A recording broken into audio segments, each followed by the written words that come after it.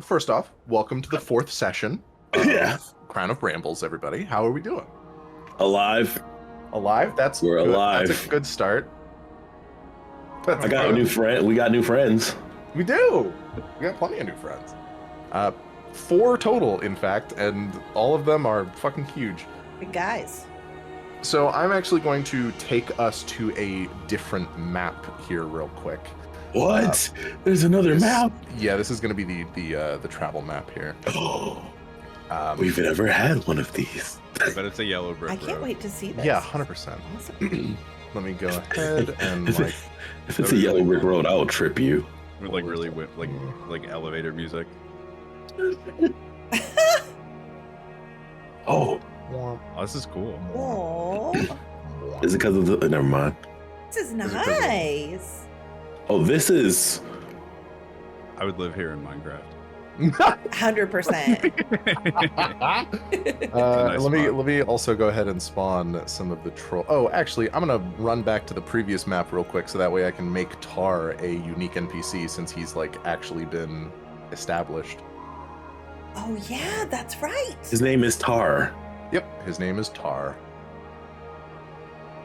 Hang on, let me go look at my session notes from last time because I need the notes so I don't remember shit. I promise you I don't. For a second there, so- I thought you were going to be like, let me go look up how to spell that.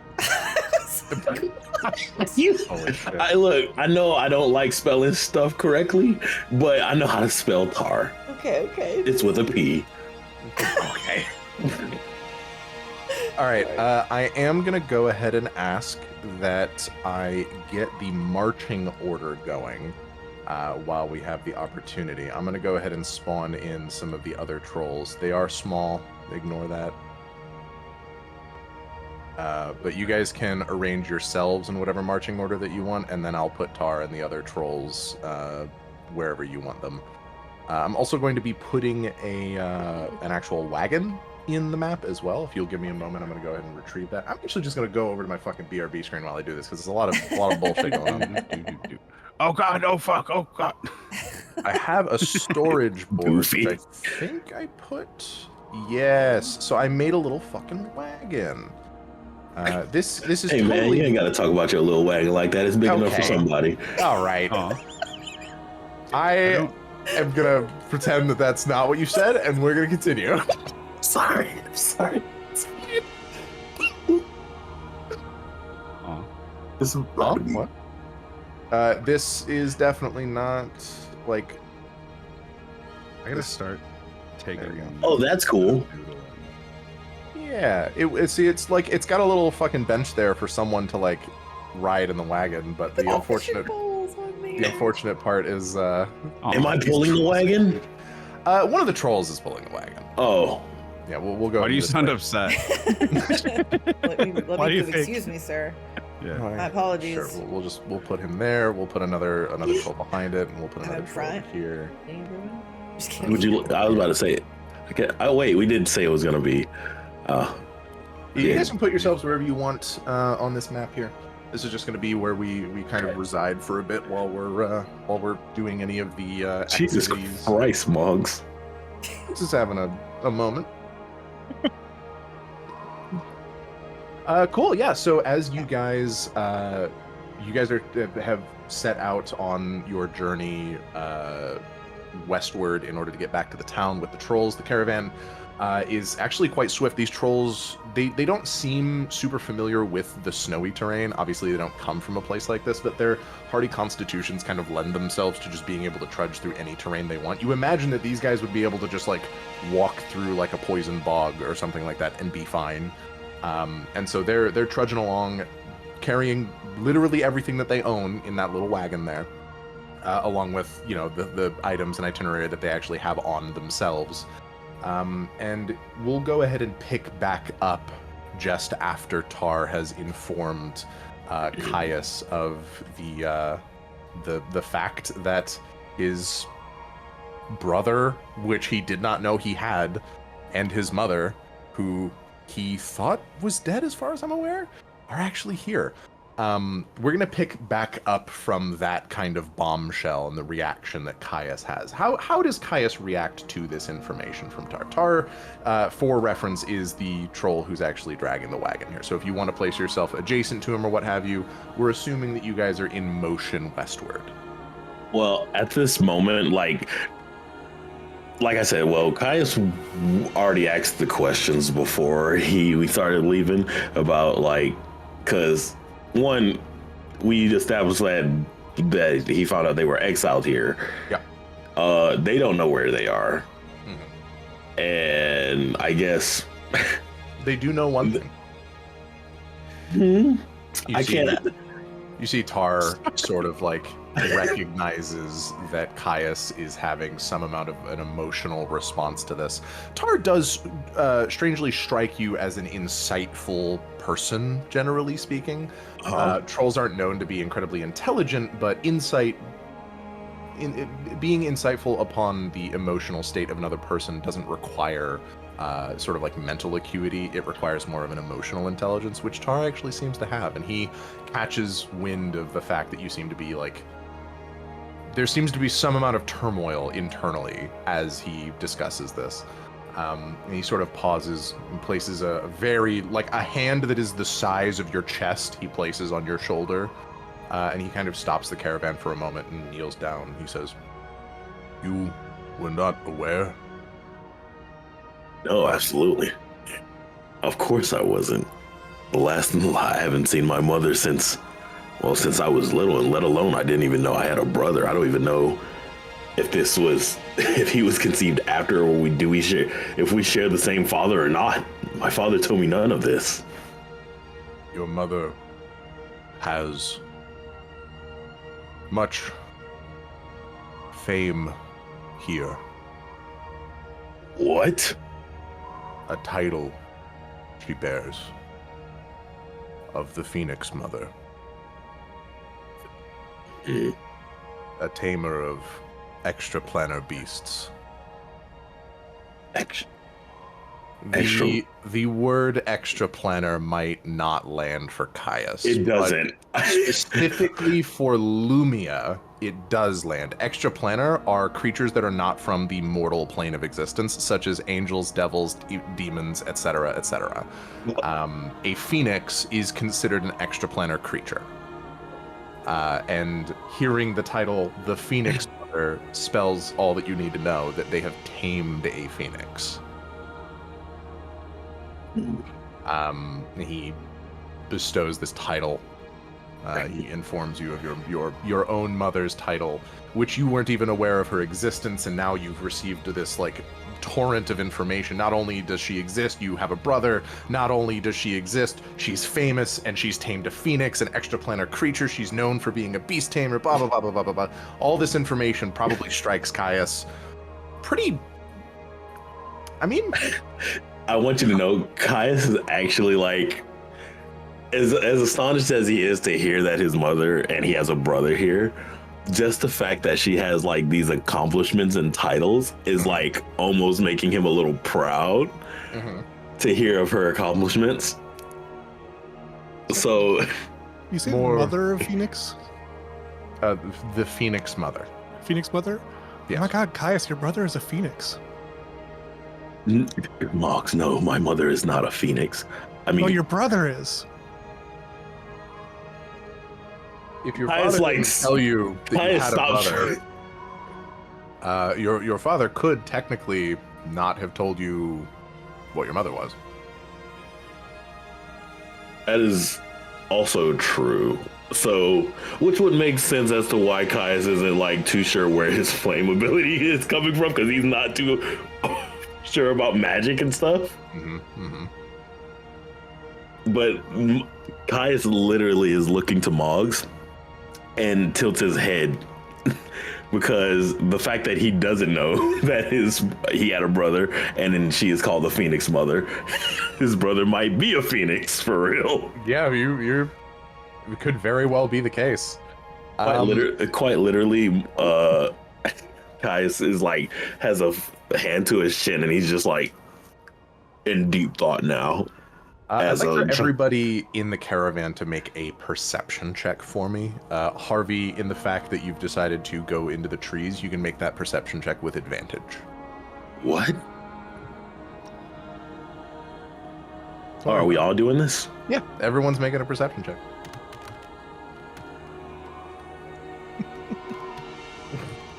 Where did I throw that? I love seeing Mog's like Mine decent fell off roll the map and then where they go. terrible Okay, roll. they still count.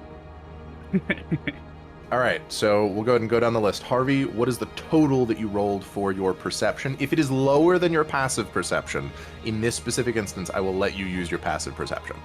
I rolled a 28. 20, okay. Moggs, what did you roll? Do I Was the see passive thing specific to Harvey? Specifically to Harvey because they have the observant trait, yes. Got it. Okay, then 11. 11? Caius, what did you roll total? I rolled a 17. 17, Oh, wait. beautiful. Plus, hang on. I'm sorry. Where's my stats? Here it is. Boop. Oh, wait. Okay, it's I got a 19. Total. 19, beautiful. And then Lumia, what'd you roll? N. 10? Okay. Harvey, you are insane. You have the eyes of a hawk. You are able to Literally. see this coming. Yeah, you're able to see this coming from a mile away. So like as the caravan is traveling, you decide to sort of dash off to the side and remain in the trees rather than joining the caravan proper. And as a consequence of being in those trees specifically, you catch movement directly up ahead just before a group of Scavardi jump out of the trees here and the trees here. You are being ambushed. I'm going to need everybody to roll initiative. If you want to take your perception roll for your initiative, you may. So whatever your total perception roll was, you can use that instead of having to roll. Oh, I probably. I'll ask for what everyone's totals are here in just a moment as I get up the actual combat stuff. If I'm remembering right, initiative does count as a skill check. Yes. I'm gonna keep mine because I don't know if I can get better. But I love how immediately, like, without question, Lumia's dice shows up. Yeah. And there's also no downside to you rolling to see if your initiative is lower or higher than your perception check. Okay. If that's the case. I'm also going to say this for the record. All of the trolls other than Tar are going to be on one initiative tracker, and then Tar will be on his own initiative tracker. So all three of these trolls are going to go on their own turn, and then he's going to go on his own, since he's the only real, like, troll combatant that is here. Don't believe you disrespect my boy Cook like this. Oh my god. All right, Highest, what is your total initiative? Total initiative. If I was going off my my 19? Are we going with the perception or Whatever the full total was. So like you told me 19 for perception, so you can either take 19 or whatever you roll for your Oh, initiative. I'm taking the 19. Moggs, what was it? 14. Nice. 14? Beautiful. Lumia, what'd you got? I thought mine was 14. You also got Beautiful. Okay, thank you. Harvey, do you want to take I your got- 28? I mean, I rolled a 19, so I don't think it matters. I mean, it might. The Scavardi, that one of them did roll particularly high. Okay, I'll take my 19. Okay. Let's keep it interesting. Is it a total of 19, or is it 19 plus something? 19. Okay. And then I'll go ahead and roll for the trolls and for Tar. They are not particularly agile, so those will be the trolls, and this will be Tar. Beautiful. Nice job, guys. All right. Yeah, that sounds about right. Rip. Okay. They did good. Yeah, They tried. all right. They tried. They're here. I'm gonna pull them up here. What's fighting them? It's about to be a bunch of Scavardi, which are homebrew monster. How are we feeling about having battle music in game? Do we want to just not have battle music in game so we can so that way post isn't horrible? I'm good without. Okay. Yeah, cool. same. That's a good idea. Then I'll probably pull up some of my own battle music on my stream here. Do your own acapella battle music. Oh, Like, make sure I can sync it. the idea of DMing while singing a song sounds like the truest of hells. Yeah, just beatbox. Yeah. I mean, just ask how Raphael did it in the House of Hope. Okay. So let me go ahead and pull this up. Oh, sounds like my wife just got home. Perfect time for me to start like sorting out where the hell all these initiative trackers are. Okay, so Caius, I'm gonna go ahead and ask you a question real quick. What is your bonus to initiative rolls? +1. +1? Cool. Harvey, what is your bonus to initiative rolls? It should be your dexterity modifier. +3. Okay, Yeah. awesome. Same question to Lumia and Moggs. What are your bonuses to initiative rolls? 0. 0? And Moggs, what's your bonus to initiative rolls? 2. 2? Awesome. Okay. Apparently I desynced my mute, so I muted and then spoke the number. That's gonna be there.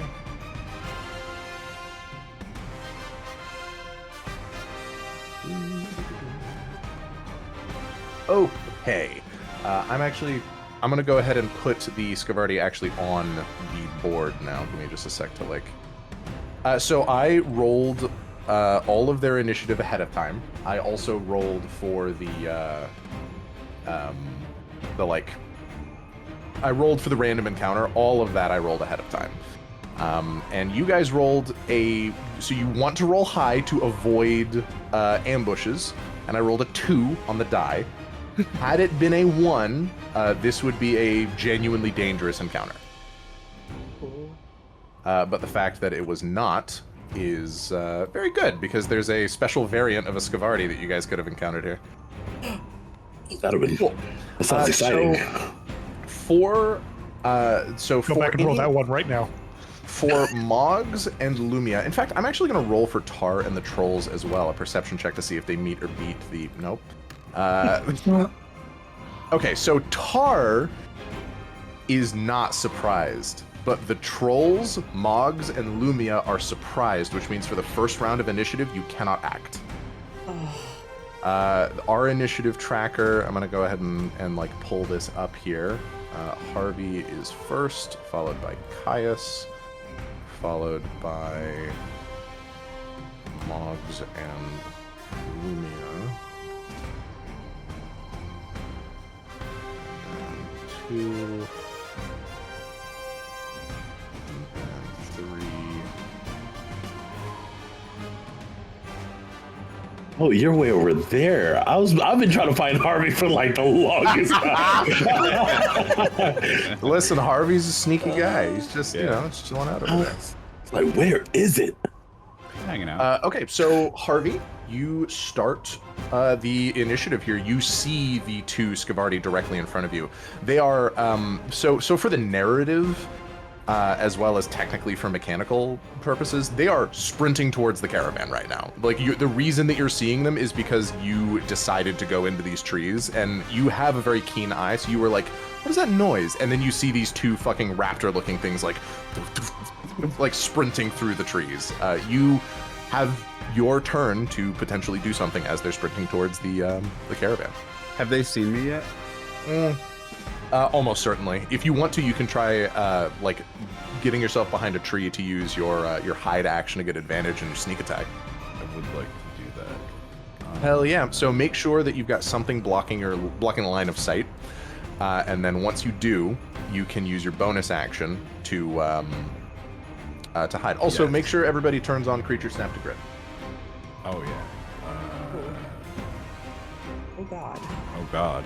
Oh god! Oh god! Oh god! Oh god! How do I do that? Okay, hold on. Go gear to in the top right. gear in the top right, and then go to the goblin Confused who's man. confused, and then Got Creature it. Snap to Grip should be the middle one. Perfect.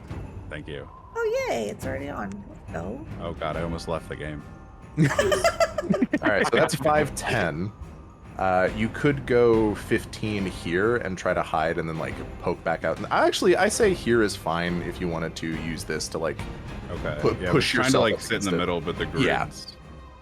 So all of the trees are explicitly on an actual tile, so that way they're not overlapping multiple tiles. So it will block line of sight directly this way. This way is a little bit more dubious because it's like direct line of sight, but I don't care. They're not really focused on you, so you dashing here is going to be enough for both of them. I figured if he's going towards the caravan, his cone's gonna be like in this. Yeah, they're going like at a breakneck speed. I'll also note, like the Scavardi have the ability to bonus action dash, as well as dash on their own turn, and they move 30 feet. So these motherfuckers are moving 90 feet every turn. Yeah. Man, I can't wait for my initiative tracker to not be reversed. All right, so Moggs is I'm just gonna distracted. Sneak. Okay, go Hunker ahead and down. make a stealth check for me. You are trying to meet or beat the Silver Scavardi's passive perception. Yeah, you do that. I melt into the ground like Nice. Batman. Yeah, you guys watch. Harvey turns into a pile of snow. I thought I thought Harvey was on top of the caravan. Yeah, you turn around, you see like an outline where Harvey was on the top of the caravan. They fucking instant transmissions. I'd like to shoot this fella. Yes, you have advantage. You've successfully managed to sneak. So any hit here will trigger sneak attack. Okay.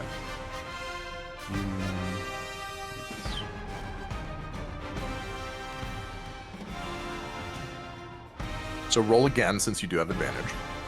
Oh yeah, my You're fine. Okay, so a 6, and what's your bonus to hit? bad. Oh god. My It's been attack a bonus. Yeah, your attack bonus with your short bow.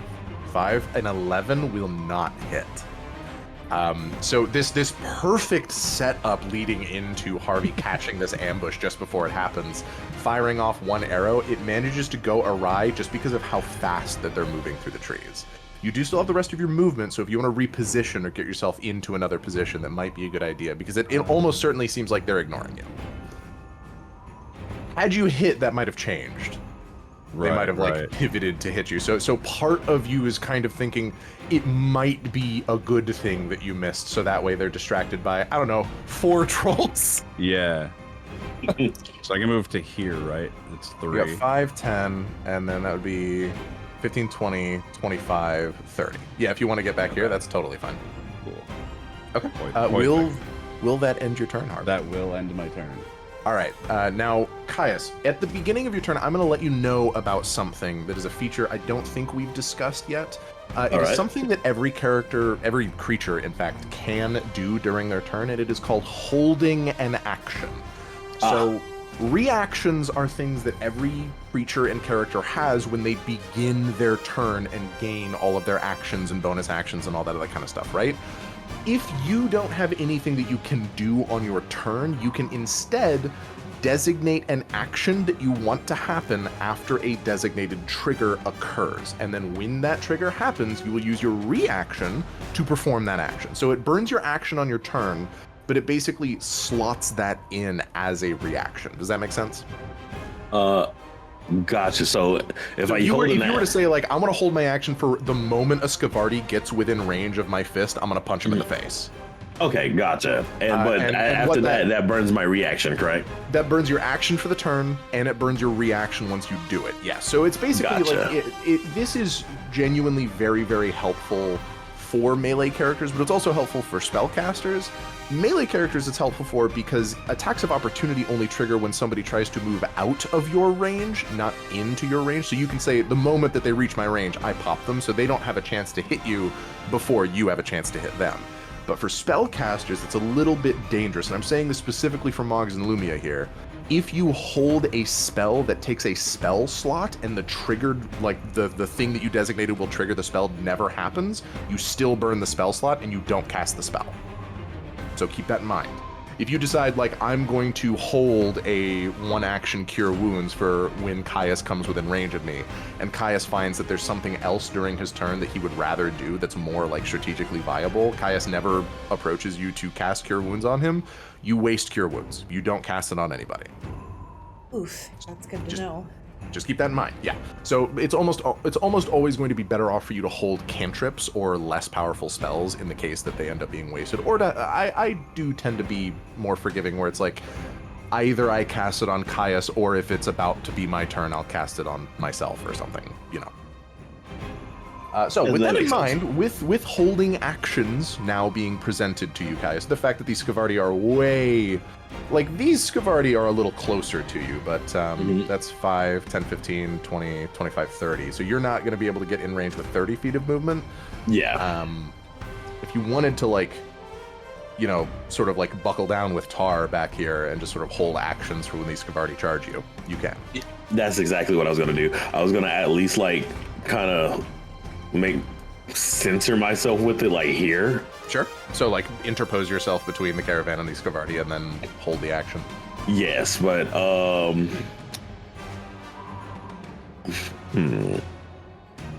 it wouldn't make any sense to hold an action to go into a rage until they get closer, right? So a rage is a bonus action. That's true. You can just do that on your turn. If you wanted to be like, I'm going to rage, and then I'm going to hold my action to hit the first Scavardi that comes into my reach. You can do that. Then that is exactly what I am going to do. I like plant my feet into the snow and like just wait, palms open for them to approach. Yeah, I was gonna say, like, you get the wrestler stance ready where you're getting ready to fucking like use their momentum to suplex one of them. Awesome. Cool. Will that be your whole turn? Holding the action to attack the first Scavardi that now, do you just want to hit one, or do you want to grapple one? I'm going to grapple one. Okay. Cool. So with that having been done, will that end your turn? Or do you want to Oh no, I'm good. I'm right here. I'm here. Awesome. So for this first round, because many members of the crew are currently surprised, we're going to skip Moggs and Lumia's first turn. And that'll bring us, so now Moggs and Lumia on the next turn, you are going to get your initiative. That brings us to Scavardi 2, which they see you, Caius, as like frankly, the brightest thing on the battlefield right now because you are literally like on fire. And they're going to charge at you. They're going to use their bonus action to move up to their speed in a straight line towards you. So 5, 10, 15, 20, 25, 30. And then they're going to use their movement to move 5 feet forwards, triggering your reaction. Would you like to hit Scavardi 2? Yes. Would that be the grapple? Yeah, go ahead and make an athletics check. Sick. And do I make it with advantage? I believe because I'm raging. You're raging. Yeah. Hang on, wait. Give me another. What? Oh well, that's that would be a, what was it? The first one was a 13, so that would be 19. 19, Jesus Christ. Okay, I'm gonna go ahead and roll a contested athletics check for them as well. So a 19 is what they need to meet or beat. They don't.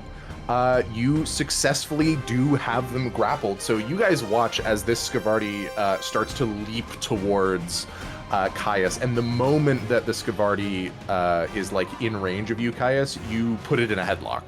Yes. You've got your arms out, you are ready for this thing to come, and you actually see its talons are trying to rake at your stomach. They're going to get an attack on you, but they aren't able to move any further. They were going to try to reposition to try and hit Tar as well, but you being able to just fully grapple them here locks them in place. So I'll go ahead and roll the attack. You do have resistance to the damage from this attack if it hits. That's almost certainly going to hit. It does. But as we've established before, Scavardi are not particularly powerful creatures. It does 1 damage to you. I have a question. Do they roll with disadvantage while grappled? So the grappled condition on its own does not impose disadvantage against them. Gotcha. That's why we've got those special features. Oh yeah, that's right. That's right. You're so right. So grappling is a weird thing in 5th edition. A lot of people think grappling is super weak, and I think at base, it definitely is. But one of the things a lot of people don't take into account is the fact that you can force movement on creatures, which is something that that almost nothing else in the game does. So if you're on a ledge, you can force the creature off the ledge. You shouldn't have told me that. Trust me, I am actively building maps with that in mind. Oh my god, dude. I actually started making a tavern map for a tavern brawl that actually has like a long drop. So yeah, they do manage to hit you, but they only do 1 damage, and that is actually going to be the end of their turn. So that brings us to Scavardi 3, who's over here. They're going to move 5, 10, 15, 20, 25, 30, and then they're going to use their bonus action to move in a straight line towards Lumia. So 5, 10, 15, 20, 25, 30. Lumia, now that they are adjacent to you, they are going to go ahead and make a claw attack against you. What is your armor class? Good luck. 19, baby. They roll Good exactly a 19. They only have a 30% chance to hit you, but 15 is the minimum that they need. All right. They do 1. Yeah. How about They do that? 1 damage. Cool. So I'm trusting you guys to keep track of your hit points. The hit points on the character models, I believe, is correct except for Harvey. Yeah, I don't think you have 9 hit points. So that's going to end Scavardi 3's turn. It's now Tar's turn. Let me pull up the stat block that I designed for you guys to potentially fight. Let's go, Tar. Tar has multi-attack, so he makes 2 separate attacks. Oh, The jeez. first This thing he's would've gonna been a problem. Tar's a fucking beast. The first thing that he sees is Caius has already grappled one of these things, and he sort of like he had his hand on your shoulder when this ambush happened. And as you burst into flames, he actually takes his hand off and like shakes his hand. He goes, "You are dangerous for trolls. I am going to help your friend." So the intel that you got, the trolls are weak to and afraid of fire. He turns, he's gonna make a 5, 10, 15 foot step over here. And he is going to take his club and swing it straight down into the Scavardi. Let's go. So let's see. So I want you to know that he has a +7 to hit. That definitely hits. He's going to be doing a D8 +4 damage Oh, that's some nasty for work. 10 damage, which reduces this creature to 1 health. They actually do look at you for a moment, Lumia, and go, can you finish them off? I just nod at him with wide, shocked eyes and say, yeah. Okay. He turns and he's going to charge this Scavardi. Oh, that's so scary. Oh my god, yeah, that's a 25. This attack only does a d6 +4 for 10 damage, reducing the Scavardi to 1 health.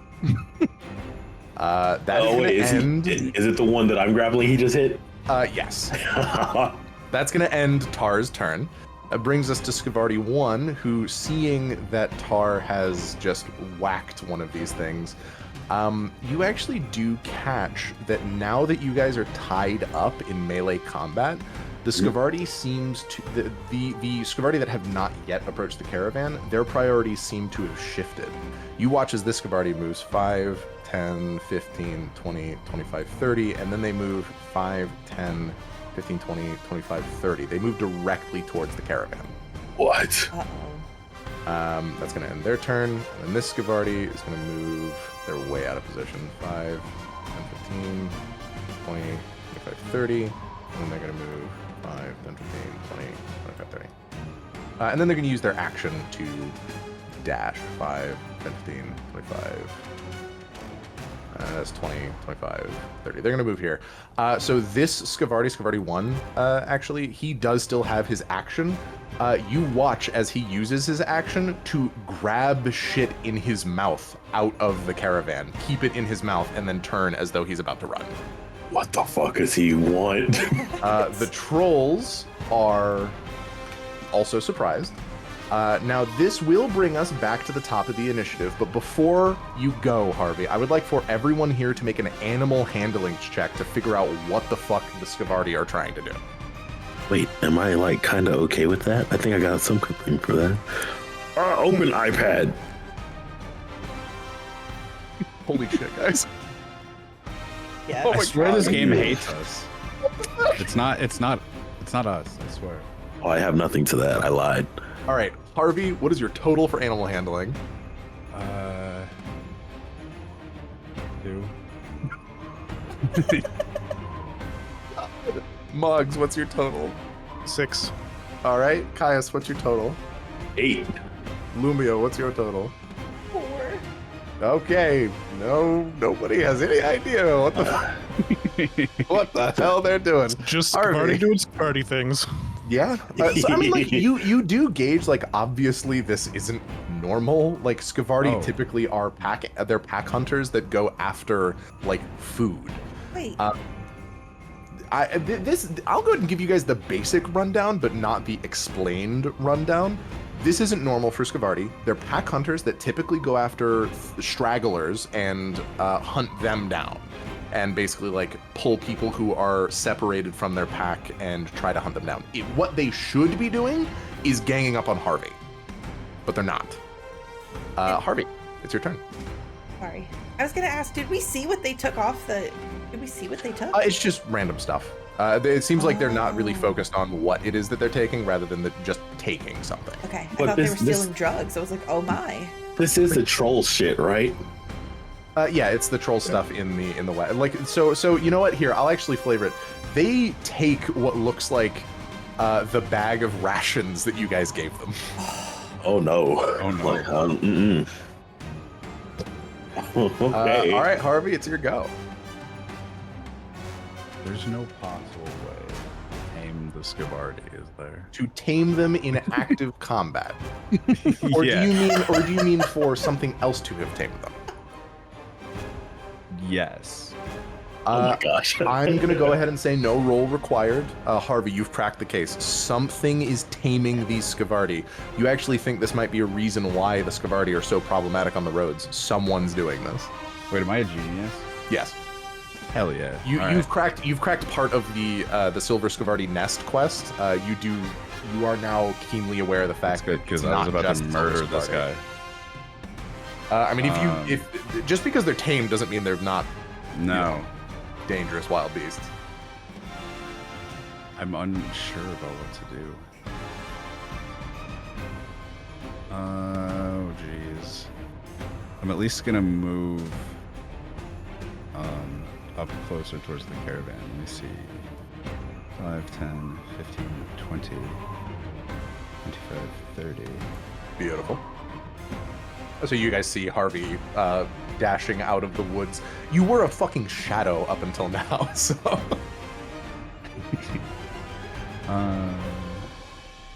What are these two look like they're doing? This guy is like one moment away from dying, and this guy's fine. Okay. Like literally one damage will kill it. If you roll to hit and it is a successful hit, there's no need for you to roll damage. He's dead. I'll also note, just in case it's relevant, as long as one of your allies is adjacent to an enemy, you will get sneak attack damage on the enemy. So Right. any I wanna- of the Scavardi except for this one, you would trigger sneak attack on. I want to roll on this guy. All right, go ahead and roll to hit for me. If you want to, actually, before you roll to hit, you can roll to hide because their backs are turned to you. You could try to hide against these two. Okay. So I'll just roll two 20s then. The first one will be to hide. The second one will be to hit. It's impossible for us to tell which is the first and which is the second. Well, isn't it whatever? Like whatever Oh, shows those up on the in- actual. Sure. In yeah. Tailspire. I like that. I like that. I just figured that would be easy. So first one's to hide. So I need to get that rid is of the bow. no. That's a successful hide, which means you roll with advantage. So roll another d20 to see if you beat a 2. Okay, that is a hit. Thank you, Model So the best part about using a digital tabletop is that whatever the fucking computer program says goes. So Walking into roll that. your short bow damage plus your sneak attack damage, and then add your dex mod. It says 2d6 plus 3, I believe.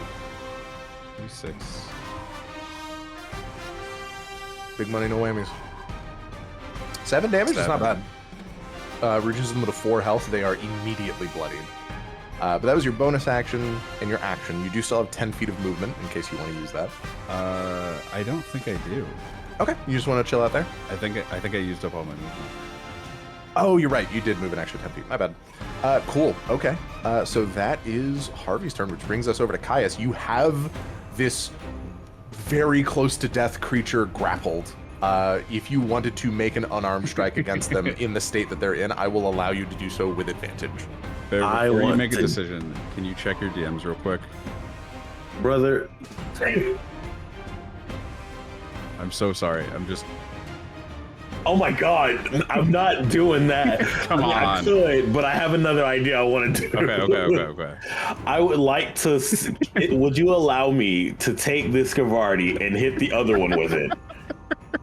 If you want to try and do that, I will say that it will be another athletics check to try to basically like circle, spin, throw this fucking Scavardi. Yeah, absolutely. Go ahead and roll an athletics check for me. Bet. We'll say that the DC for this is going to be, well, yeah, you beat it by without a shadow of a doubt. You managed to. Okay, so what I'll go ahead and ask for is, what is your unarmed strike damage right now? If you use both of your hands, what would it be? It would be a D8, right? It'll be a 1d8, yes. 1d8? Okay. So what I'll let you do, instead of rolling a d8 on one of these guys, I'm going to let you roll a d6 plus your strength modifier against both this guy and this guy. A d6 plus my strength modifier? Yeah, so slightly less damage individually, but you're rolling to hit 2 things instead. Okay, that's fine. I'll just roll 2d6 then, because my modifier for that is 6. Sure. We'll just let the highest go onto this guy. Okay. Just for clarification. Oh, it's not wait the a minute. modifier. It's just your strength. Yeah. It's not your saving throw. It's just your modifier. Oh, 4. Got it. So it's a... So the damage... So this guy's guaranteed to die. Just roll a d6 and we'll see how much damage you do to this guy. Oh, okay. I gotcha. Oop. Nope, not that. Imagine. I mean, still 5 damage. That is a 5 significant chunk of health out of this Scavardi. And you guys watch as Caius takes one of the Scavardi that they have in a headlock. You grip it by its lower jaw and then its snout, and then you hoist it over your head and right into the other Scavardi. So that is your action. You still have bonus action and movement. If you want to like interpose yourself and try to prevent him from running away, you can put yourself next to him. Yes, I would like to put myself right here. Okay. To block its route. Yeah, absolutely. Cool. Okay, so that is Caius's turn. Moggs, it is now your turn. Here's throwing Scavardis. So, was this difficult terrain? No. No? Okay. So that's 5, 10, right? Oh yeah, but so diagonal and then straight. Yep. Yeah, you are now flanking. Okay. And that's pack tactics as well. Yep. Is this daytime? This is a I very will say dark that- map. We'll say there's cloud cover enough to where you're not exposed to direct sunlight. Okay. All right, so I can actually do a attack with advantage. For Yes. So not only do you have advantage, you also add an additional +2 because you are flanking. Cool. All right, so I will yell thief, run over and You're not slam. Caius, touch your necklace. What? And Your necklace says they're not supposed to take things that aren't yours. Oh no, I thought I was supposed to say don't break anything. No. Cool, so that that's is almost 11, 23 to hit. That's definitely a hit. I'm sorry, 11 plus, you have +12 to your hit? 11 plus 5, or no, sorry, 18. 18, yeah, that's I definitely. was about to say, Like- good lord, dude. That's max level. That's like, you're Okay, listen, I rolled an 11 and a 5, and it gave me a it number. said 16. I see. Rolled a 57. Okay, so With Harvey, I'd fucking believe it.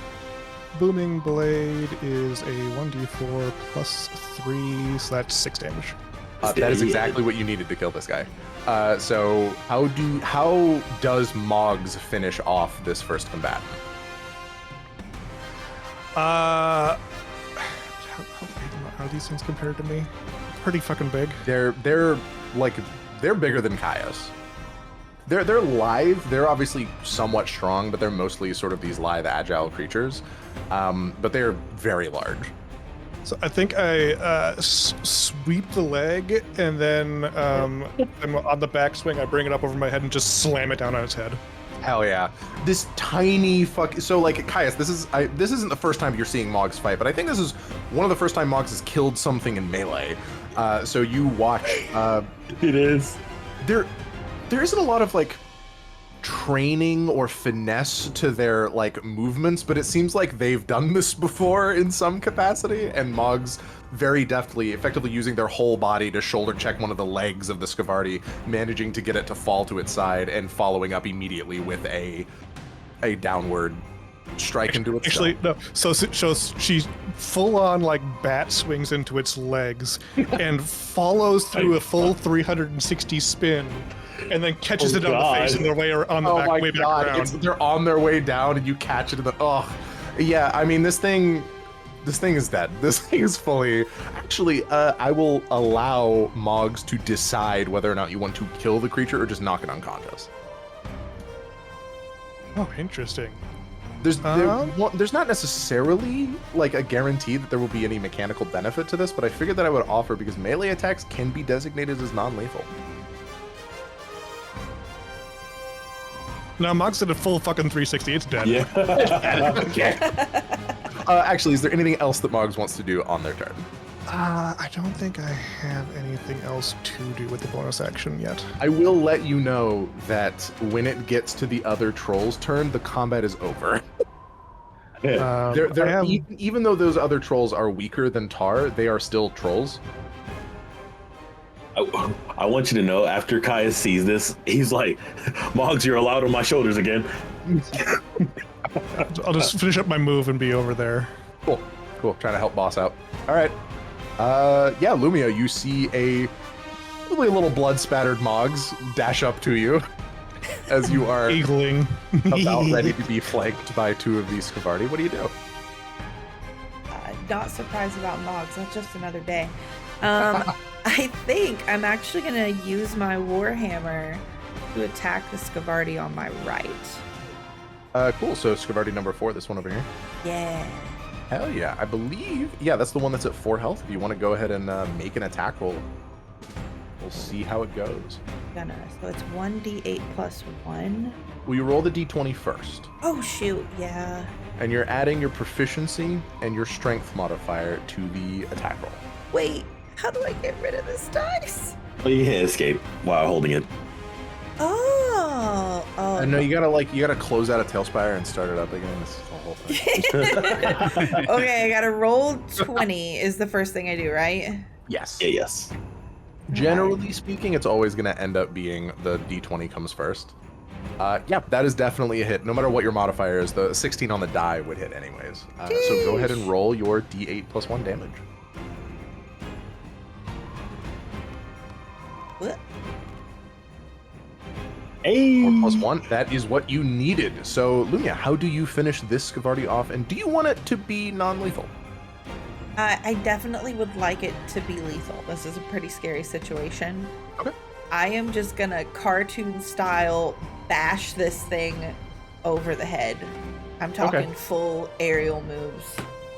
So in one fell swoop, you were one of the people who was surprised at the beginning of combat. So if it's okay with you, I'm going to go ahead and flavor a bit of what happened before this point. It's cold. It's fucking frozen out here right now. Your Warhammer is stuck on the loop on your belt. It's frozen to the loop. And so you're sitting there like, fuck, shit, I can't get the Warhammer out. You finally manage to effectively like taking the metal on metal, unfrozen, manage to get it off of the loop on your belt, immediately hoist it over your head and look up to see two Scavardi starting to attack you. And that is the moment where you sort of instinctually just bring the hammer down on one of them and it's dead. Immediately. It's not like it looks like it was already injured, but you honestly probably weren't paying too much attention to it up until now, and so you see just boom, it's immediately on the ground in a heap. Is there anything else you would like to do? I don't think the situation calls for. I think this guy over here is like 1 hit point, right? Yeah. Yeah, he's a 1 hit point. In fact, as his turn begins, he's going to attempt to leave your melee attack range. Would you like to make an opportunity attack to stop him? Well, of course. Okay, go ahead and roll another attack. Wait, is that a d20? Yeah. It is in fact a d20. You're gonna add strength and proficiency, so I think it's 3. Or it could be more. I'm not sure. 7, and then my strength and my proficiency. My strength is +1. Yeah, it's +3. You're totally right. Mostly. So 10 is just under what you need to hit. So you watch as this Scavardi moves 5, and then they're going to start booking it. 10, 15, 20, 25, 30, and then they're going to dash 5, 10, 15, 20, 25, 30. If anybody wants to pursue, I am totally okay with basically just DM Fiat saying you catch them. Does anybody want to? I mean, I think between myself and Harvey, we definitely could just shoot it. Oh yeah, for sure. I'm just asking, like, is the current sort of like, is someone going to try to kill this thing? Because if so, we're just going to end the combat here. I'm having a brain blast I moment. think it's best it doesn't get away, right? For sure, you could also follow its tracks back to its lair. Ooh, I like that one. That's why I'm asking. If you guys decide to kill it now, there's no chance of that. But Let's if do that if you guys do allow it to run away, there could be tracks that will lead you to a specific location. You do not know how far away the camp is, so you're not 100% certain how far. Technically, pushes up glasses. Technically, wouldn't they have already left tracks because of the snow? Or is it currently snowing and covered It is up with currently ice? snowing. Okay. So, actually, I'll go ahead and ask individually. Harvey, do you decide to try to kill or stop this creature? No. Moggs, do you decide to try and kill or stop this creature? Does anyone tell me not to? Lumia, do you decide to tell Moggs not to kill the creature? I do not, because Moggs is her own woman. Moggs, do you decide to try to kill the creature? I mean, it sounds like it. All right, go ahead. So no need to like determine whether or not you hit or anything like that.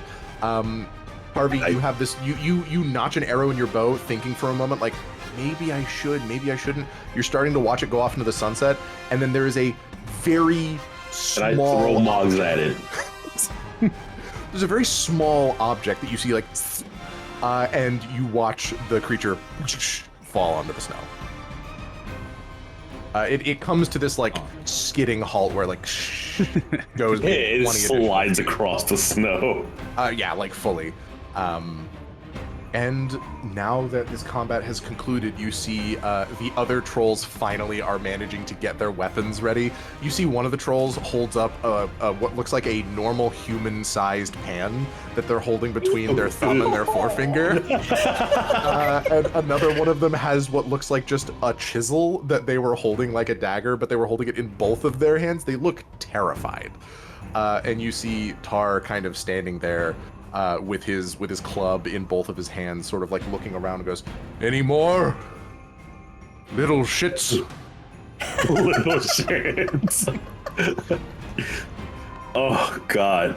Caius like takes some deep breaths so he can like calm down from his rage. His like hair goes back to normal. Shit's over.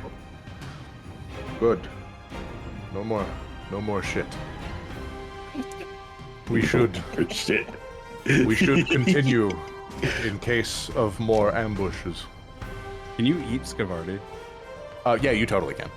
Can I, Scavardi are actually like if you guys want to like can I take time, like 10 minutes to dress them or something? Yeah, I will say that it'll probably be about 10 minutes per Scavardi, unless multiple people are getting to it. You actually see Tar sort of like recognizes as you're walking over to one of the corpses that it seems like you want to try to like dress these creatures, and he sort of gestures to the hunter of the group, which is his son. And he kind of like starts speaking in their giant tongue and asks him to help you with that. So if you would like to, it'll take you about 10 minutes per Scavardi. You can make a survival check with advantage because you do have Tar's son helping you out here. And you know what? Here's what we'll do. We'll just say that it's going to be one survival check on a gradient. So like a natural 1 will be the only thing that fully fails. But a gradient of a lower number will get you 1 skin and 1 group of meat, but a higher number might get you all of them. All right, so that's 13 plus whatever your survival is. 0. 0. Okay, so 13's not terrible. I'll go ahead and say that you do definitely manage to fully skin and dress 2 of these Scavardi. The other 2 are, I'll be honest, too like beaten to be of any use. It's more like they would end up being leather scraps than anything else, and there's honestly more of a worry of time. If you spend too much longer trying to dress the rest of them, you might not make it before nightfall. My main concern was just getting 1.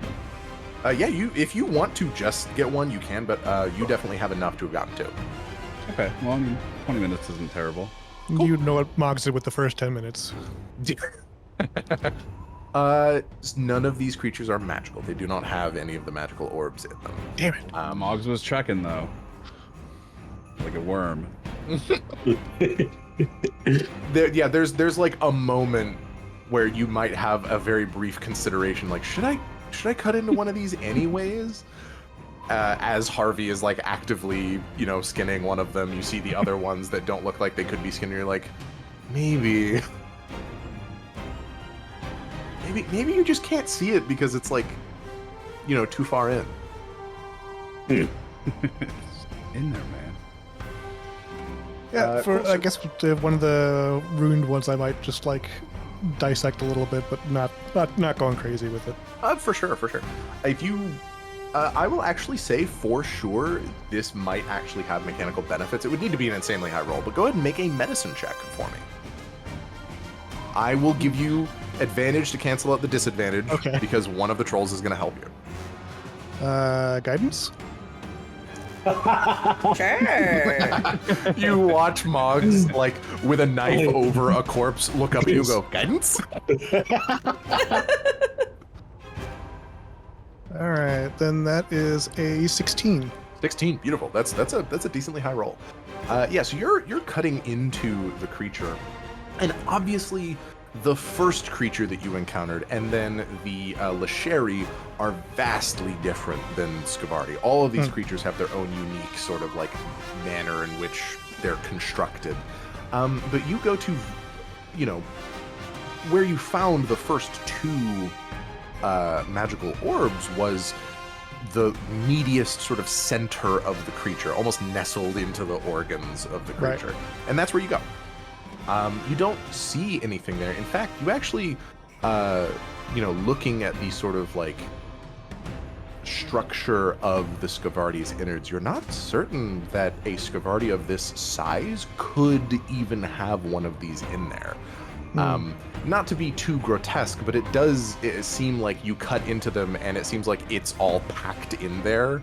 So if there was even a little bit of additional stuff that was inside the creature, it might cause actual damage to the interior of the creature. Not to mention, like, putting one of these in would be impossible. But you're looking at the structure of a Scavardi, and you kind of gauge the idea that Scavardi this small can't have these monster cores in them. Worthless. And I will go ahead and say this will carry over into future encounters. Smaller creatures cannot have monster cores in them. Gotcha. Sort of gauge the minimum size that a creature can have a monster core is large. Got it. So with that, I'll go ahead and say, Harvey, please add 2 Skivardi skins to your inventory. If you want to also take the meat, that might over-encumber you, but you can. You can also put it on the wagon. I would for like to the put it on trolls. the wagon. Yeah, for sure. You wrap it in sort of like some thick burlap or leathers or something like that to keep it from just bleeding everywhere, and sort of tie it up with some twine, hoist it onto the wagon. You get some help from Tar, and he sort of looks at you and he says, "We will help you take this to the town, but this is your kill." I would like you to take half of it. He nods and smiles, and he goes, Still fought. "You are good friends. Thank you." And he hoists the sort of like 2 handles of the wagon and starts to carry it along, continuing your guys' journey to the town. From this point on, it is largely uneventful. So if there's anything that anyone wants to do, flavor-wise or interpersonally, now would be the time to do it. So I kind of noticed that Tar is like, since he is from my tribe, the whole "you keep what you kill" type thing. Yep. And I'm just gonna take the time to kind of explain that they don't quite operate the same as we do over there. So they tend to like to divvy up the kill, even if we weren't the last one to land the killing blow. He thinks for a moment, and then he sort of looks back to the other 3 non-combatants, and then looks back towards you, and he goes, "Sometimes is good to share for those who can't kill." That's what I'm learning too, buddy. Not always. I am very hungry. We'll probably use most for sandwich later. It's a big sandwich. Big man. Big troll. He continues on. Moggs, did you want to try to converse with any of these trolls to advance your giant language proficiency? Yeah, so Moggs was pretty enamored with the reception that she got for her party trick, so she's kind of coming up with the cook, and she's kind of made on the way back. She kind of made a game out of it where she's using magic pebble and throwing it at things as we pass by, and then naming the thing that she hit to And the then seeing how to they the cook. respond with like in giant. hmm Awesome, yeah. So you sort of like you launch a pebble at a tree, you launch a pebble at like at a branch, a pine cone, at the water, at the little like pond that you guys are passing by. Maybe there's a little bit of like morbid humor where you launch one at one of the corpses of Skivardi before you guys leave, and the cook, holding, still sort of like a little shaken from having combat just break out, holding the pan between their thumb and forefinger, gestures to it and gives you a thumbs up and then says the name of it. I'll go ahead and say, Like planks it off of the wheel of the wagon and at a bird that flies overhead and does little Jesus. little goofy tricks with it, making the pebble wheel in circles and stuff like that. Just yeah, for sure. being a little braggart. So the first thing I'm going to ask is I want you to roll a d20, just a flat d20, and then I'm going to ask you to roll like an actual. This one isn't with disadvantage. Then I'll ask to see like what. But Cool. So you take your pebble and launch it at one of the birds flying overhead. You do not instantly kill the bird. It continues flying. Just thought that would be funny. Are we all just watching Mog launch the pebbles at things? Things, yeah, but just, stuff. while sitting on the cook's shoulder. Yeah, I'll say roll a... I'm going to make this a flat intelligence check without disadvantage because the troll is helping you learn. Okay. Ah, damn it. You know what? I'm actually going to say this isn't a skill check. Roll with advantage. Okay. This is a language proficient. Oh, I thought that was a 20. Damn it. Is that so? That's a 11 for intelligence. 11. Okay. There's no noticeable progress in this particular instance of you conversing with the troll. It seems more of reinforcing some things that you had learned. So it's still the 1 out of 5 for your proficiency, but I'm using my inspiration. oh hell yeah! If you want to roll it with advantage again. Oh my god, no! 12. Go ahead and throw Illumia's guidance on there just to say. Oh, Hello? No! And that is what morning taught you. God so many damn dice it! behind the caravan. There's so many. Fuck. They're all like low. Oh, you know what? Actually, there is a thing that I was working on. I never finished the The inspiration system. yeah, the inspiration system. I didn't finish it, but I did get I think 15 of them. I would like for I'm just gonna go ahead and say I'd like for Harvey. I'd like for Haru to roll a d20 for me. Skip it, like re-roll if you get anything above a 16. And then whatever that number is, let me know. Oh, okay, 7. Let's see what that is. Okay, so that wouldn't have helped you here, but the 7 is at any point in which you would use your reaction, you can burn your inspiration point to get a free reaction, which you can use in place of your normal one. So basically, you get 2 reactions. That's sick. Okay. So yeah, I've got 15 of them so far. If you guys would like, just as a brief aside, Moggs, unfortunately, that is not a success. The minimum for this roll was a 15. I think you got to a 13? 13. God damn it. So unfortunately not a success, but I'm sure that there's going to be points in time here in the next coming days as you guys are traveling around the town, taking care of certain things before you go on the caravan, where you might be able to spend some downtime conversing with these trolls. But if you guys would like, I can go through 1 through 15 that I wrote and tell you guys what they are.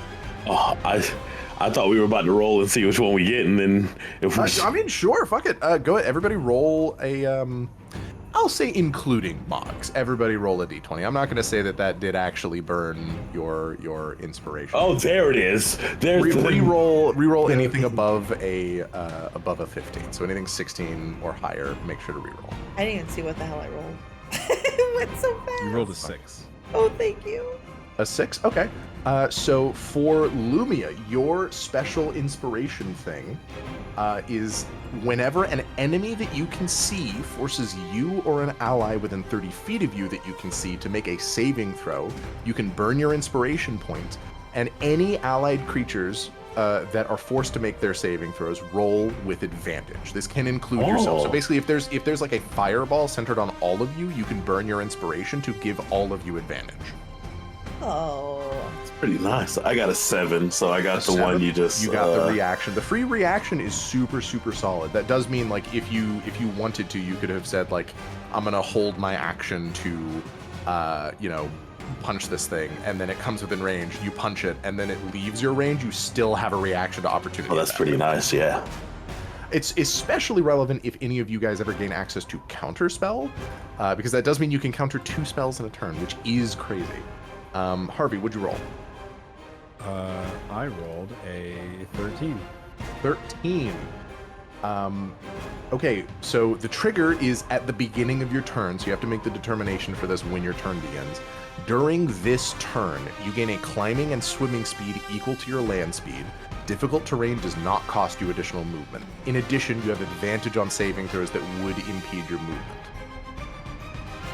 Basically, it's like this more ubiquitous movement suite that you now gain. So if during that first combat you wanted to trudge through the snow, you could burn your inspiration points so you can actually move through the snow with no problem. Or even better, you get a climbing and swimming speed, so you can be like, there's a wall that I have to scale. I have to make athletics check to climb. I have to like try to climb the wall. If you burn this, you don't have to try. You move up the wall. Okay. So that if you wanted to use that at any point, you could, or you can still use it for your normal inspiration thing. And then, Moggs, what did you roll for your new one? 11. 11. At any point during your own turn, if you take the attack action on your turn, it has to be the attack action, you can make an additional attack. Oh, man. So it gives you extra attack, basically. Okay. Now, keep in mind, this stacks with extra attack. So if ever any of you guys have extra attack as part of your progression, which I believe only 2 of you do, you can make 3 attacks in a turn instead of 2, which is very powerful. Yeah, cool. So exciting. With all of that done, the caravan progresses smoothly throughout the rest of today. As the sun is setting in the horizon, as it is setting directly in front of you guys, actually, the sun is starting to set. You start to see the sort of half moon of the sun, the moon rising behind you. You see the actual town immediately in front of you, and there's maybe a 10-minute stretch of time where you guys have to travel through the dark in order to reach town. But by the time you do that, you actually see the guard that you were training with, Caius, has run out to you guys with what looks like a lantern in order to guide you to town. Oh, nice. Yeah, I mean, you guys are well known here now. What's the cook's name? The cook's name? Hold on. Random troll name generator. Holy shit, those are not the names I was expecting. Oh my god. Tobias.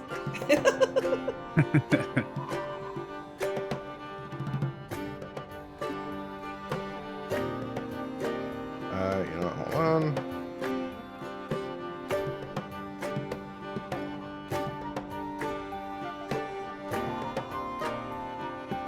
Oh, look further. Cool. So the cook is Trudge. Rudge. I like it. If anyone cares about what the names of the other trolls are, the craftsman is Tibbs, and the hunter is Gorg. I like Tibbs. Yeah, so Tar, Trudge, Gorg, and Tibbs, all 4 of these troll friends that you have now made, make it successfully back into town. We'll go ahead and pull up that map so that you guys can be, back in town. Where the fuck is it? Boys are back in town. Now, is anybody reacting to trolls in a caravan rolling up behind us? It seems pretty obvious as the guy comes out to basically come collect you that this is startling. There are trolls that are with you. It seems like this is highly irregular, but you also immediately see that they recognize these trolls are not being hostile in any way.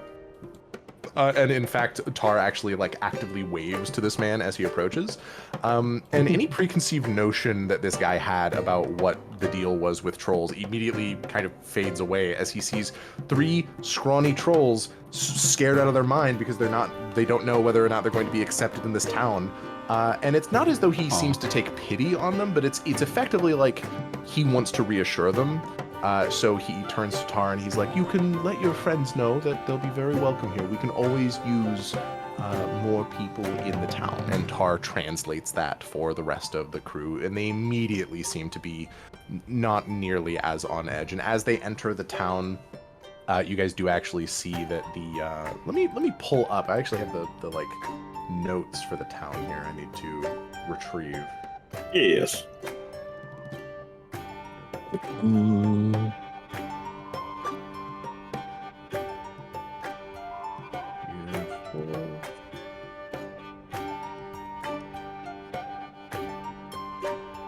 You do see that the Baron, the head of this town, Agrippa Morani, actually welcomes them into town. She steps out of her office and her house and sees oh, those are fucking trolls, and then approaches them and starts speaking with them. And you actually see that she speaks Giant, and she starts to converse directly with the trolls. All of them are immediately they were already, the edge was taken off as a consequence of the guard being friendly to them. But now that Agrippa is also being friendly, you see that these trolls are very much so kind of oh, okay, maybe we can actually, integrate here.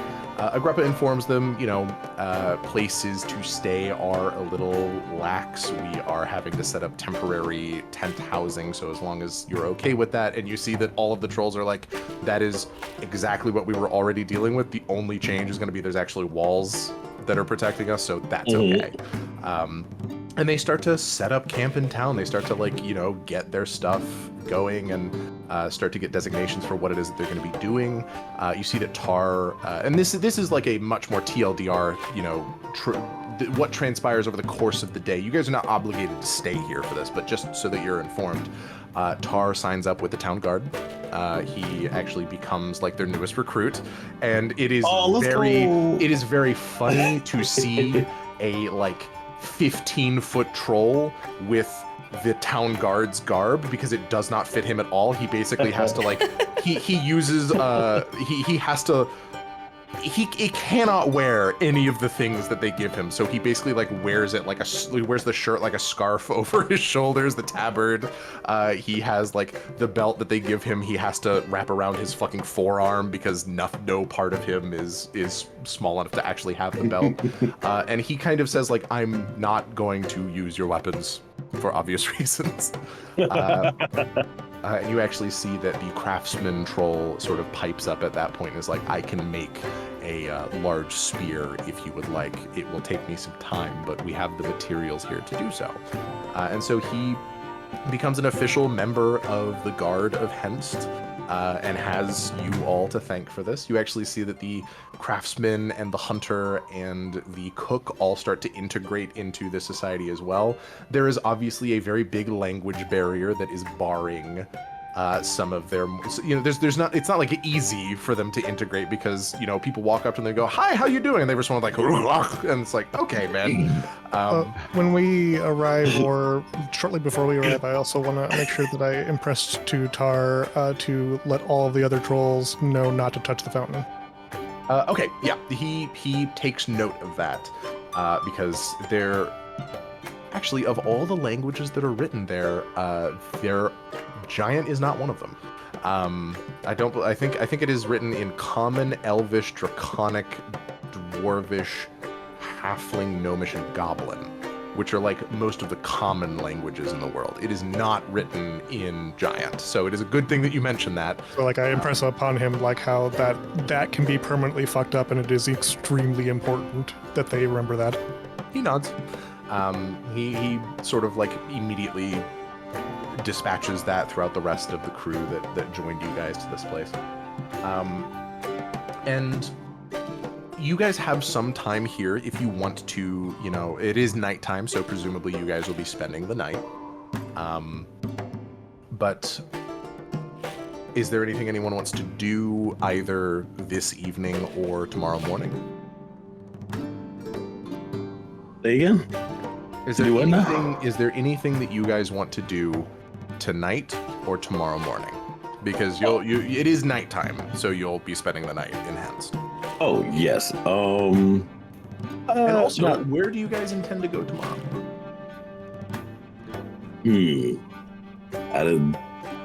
I feel like that's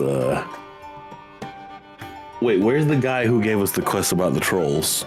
Well, that's what I was about to say is, I think that's probably maybe something we should deal with between now and when we leave. And as for quests, I thought we were gonna do like 2 more. You got the fish quest that you could go do. It's only a half day's travel west. I thought this place looked familiar. Sorry. It's fine. Are you serious? Yeah. My bad. Wow. I was like, Credulous, like, are you serious? yeah. The whole time the session we were here, I was looking at it like from the opposite angle. I just like slowly rotated my camera and like it clicked in my head. Like, oh my god. Yeah, this is Henst. Most of the time, we're not going to have an actual physical map to represent the locations you guys travel to. As long as you're not in combat, your position on the map does not matter. So in this instance, we just happen to have a map for Henst, so Yeah, I think we wanted to redeem the quest reward because we have evacuated the trolls, and then the question was whether or not we were going to then turn him in. Yeah. Yeah, so I'll actually go ahead and say everybody roll a perception check as you walk into town with the trolls you were supposed to vacate. You've done that. You've successfully done that. Why do I throw my dice so far? I don't even think it gave me a number. It's funny.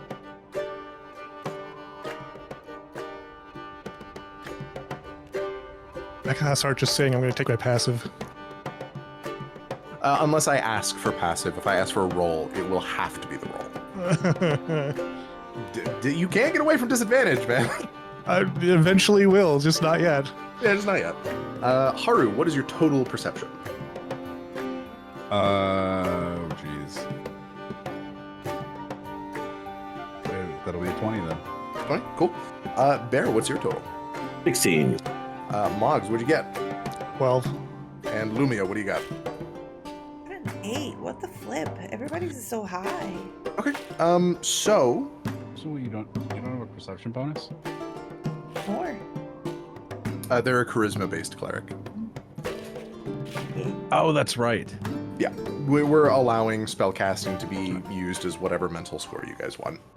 So Harvey and Caius, as you guys step into town with all of these trolls, I'm gonna go ahead and say the only thing that you catch is in the window of the store. There is a curtain that is slightly pushed to the side, and as Tar breaches the gate of the town, that curtain quickly closes. Where's the store? It is immediately, like, if you walk in and then to the right, there's a little store that is the place you got the quest from. Hang on. How did you do that little highlight thing? The map doesn't matter. Oh, fine. Gotcha. The store Okay, is gotcha, to your gotcha, northeast. Got it. So if you want to, if you wanted to now walk up to the store, you absolutely could. What kind of store was it? It was a general store. This is where we met Pimple. Let me pull up the bounty board and see if I can. Are they even open? It's nighttime. I wasn't. I mean, it we is know nice. somebody. I was about to say we noticed the windows move. Yeah, so it's the Whistle and Wagon, and that's the only general store in town. That guy's a dick, right? You've never met him. Who's the guy that I'm thinking of? We met Pimple. Yes.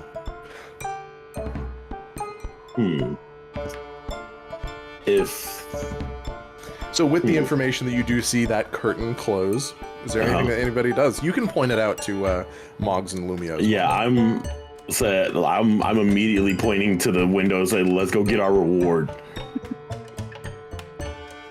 All right. Reward and justice. Sounds good to me. Cool. Do the four of you guys want to walk up to the Whistle and Wagon then? Absolutely. Let's do I it. mean, well, that's what I'm saying. Hell yeah. Okay. So the four of you march up to the Whistle and Wagon. There is, nobody stops you. The guards seem happy to see you again. And so as you approach, I'm going to go ahead and say, Harvey, with your passive perception, you immediately clock the sound of a chain lock being fastened on the door. It's not done being fastened, so if you start running to the door, you can push it open before it's locked. I would like to dash. Okay, yeah. Easily, you get to the door in time and push it open, and the moment that you do, you actually see, it looks like Fimple was at the door locking it, and he falls to his backside, and he looks up at you with this confused expression. He goes, "Oh, hello! How's it going, buddy? Well, I mean, it was going fine." You hear noise going, in the back of the store. You hear someone fumbling with something, and you hear down that hatch that you guys saw at one point where Bohum where Fimple had gone down to retrieve something. You hear another voice go, "Make sure nobody enters the store, Fimple. I don't want any visitors right now." So you see Fimple kind of looks at the chain in his hand, looks up at you, and sort of shrugs.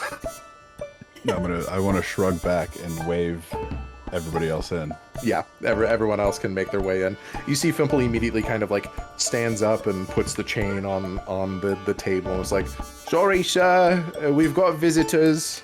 So you see Boheim goes, "Part of no visitors, don't you understand, Fimple?" He starts to climb up the ladder, steps towards the actual the table that's between you guys, the counter. And you see this rotund, balding human man with a really curly mustache and a goatee, and he's got this like what looks like blonde hair, but you can almost certainly tell that it has been dyed blonde. He's got some like graying on the sort of like roots of the hair that he does have on his face. And he's wearing these well-to-do fine furs with sort of purple and gold inlay. And he sees all of you in his store. He adjusts a pair of bifocals on his nose, the ones that sort of like pinch the nose without going around the ears or what have you. Morpheus. He sees you all enter, and he's got this like this rosy red nose and rosy cheeks. And his I'll say his bald head is very shiny, maybe a little distracting. But he regards all of you with this scowl and he goes, "What are you doing in my store? We are closed. The Whistle and Wagon is not taking any visitors tonight." I is immediately like, so we have the bounties with us, right? Like the paper bounties? Yeah, you've got the paper bounties, and you've also got proof that you've managed to vacate the trolls, with the fact that the trolls are with you. Exactly. So Caius comes up and just slams the quest on the counter and says, "Mission complete." He looks at the quest thing, looks back up at you, squints, and goes, "Be that as it may, I'm not taking any visitors right now, so you have to come back in the morning." I'd like everybody to make an insight check as he says this. Oh, I'm gonna use guidance. No on who, but I'm gonna use it. Not me. Use it on yourself. Yeah, look at that! 14! Please. Oh, should I? Go for it. Please! Where did you throw that? Oh. Okay, Oh, 15 shit. plus whatever I'm your gonna do my D4 is. D4. Use it on yourself. Use it on yourself. Yes. Where are you throwing these? To hell! It's working! All right. Yeah, let's go. What did Harvey get? Harvey got a 5. Okay. What did Caius get? Caius got a 7. Oh wait, yes. I'm blaming all the potholes. In the 7. Haru, I feel like every time I ask you what you rolled, you either roll in the single digits or you roll like triple digits and nothing in between. I know. I feel like it's either like 30 or like 2. That's how it goes IRL too. What did Moggs get? 18. 18. And what did Lumia get? 19. Okay. Moggs and Lumia, both of you simultaneously and in concert with one another, so you're both aware that the other one picked up on this, can gauge that this guy's about to cut and run. He's about to jump town. You see a bag being packed behind him with clothes and food and accoutrement and all that stuff. It looks like he's about to try and run out of town. Is there a back door to this place? No.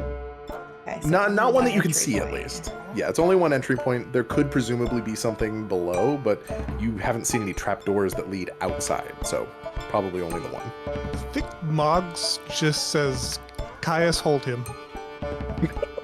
Caius immediately reaches across the counter and grabs He hears this and goes, "Wait, and you bear hug him, and he's like, "Oh God, oh, why are you doing this?" I think I don't know. The little one told me. She wants to know. Tell us about the drugs. What the fuck? You found the drugs? Yeah, we found the drugs. Please don't. Can you like squeeze me a little less? I look back at Moggs and Lumia and I'm like, do I do what he says? I think I heard him say, "Squeeze me." Yeah, No, keep the wait. pressure on. Oh God. Caius like grips a little tighter. He starts to like turn purple and he's tapping your arm. He's like, "Please." If we let go, will you turn yourself in? He can't say anything right now. he looks at you and Wait. I'd like you to make an intimidation check, Lumia. Oh shit. You have I'm helping advantage with this. because Caius is absolutely helping. And I'm casting guidance. Okay. Hurry before it becomes a medicine Oh check. shit. Hurry. Alright, so we've got 11, and then go ahead and roll again with advantage. Oh god. Yeah, roll. Yeah.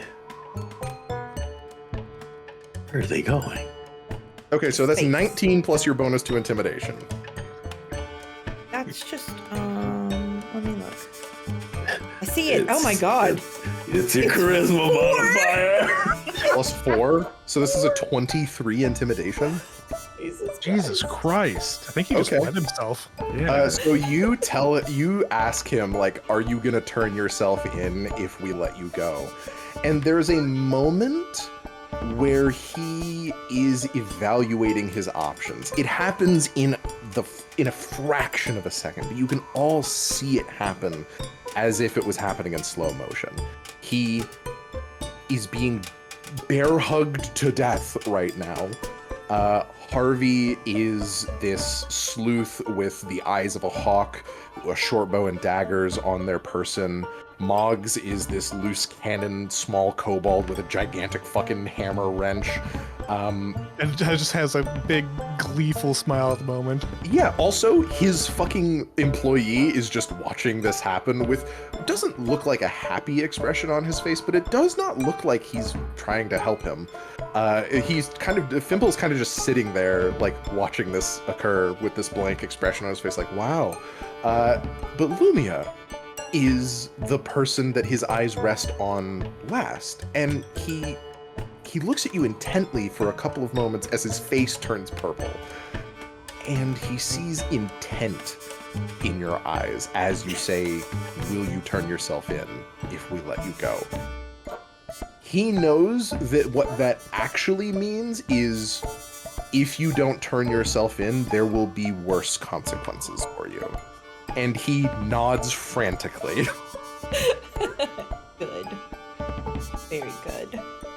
We'll escort you, actually, as a matter of fact. Won't we? Cash first. Right. Oh, you're right. Oh. Like, Caius is like slightly lessens his grip as he You slightly nods. loosen. He goes like,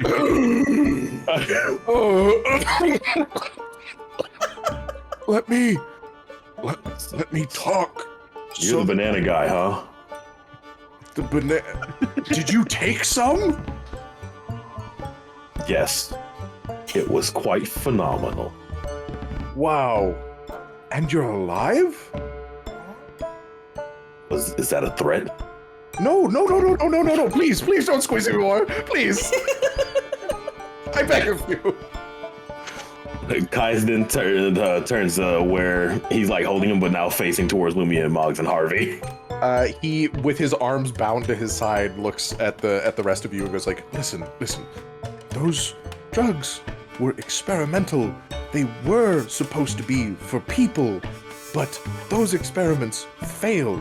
So I thought to bring them here, to use them as tranquilizer for monsters. I'd like everybody to roll an insight check to see if you believe him. Got it.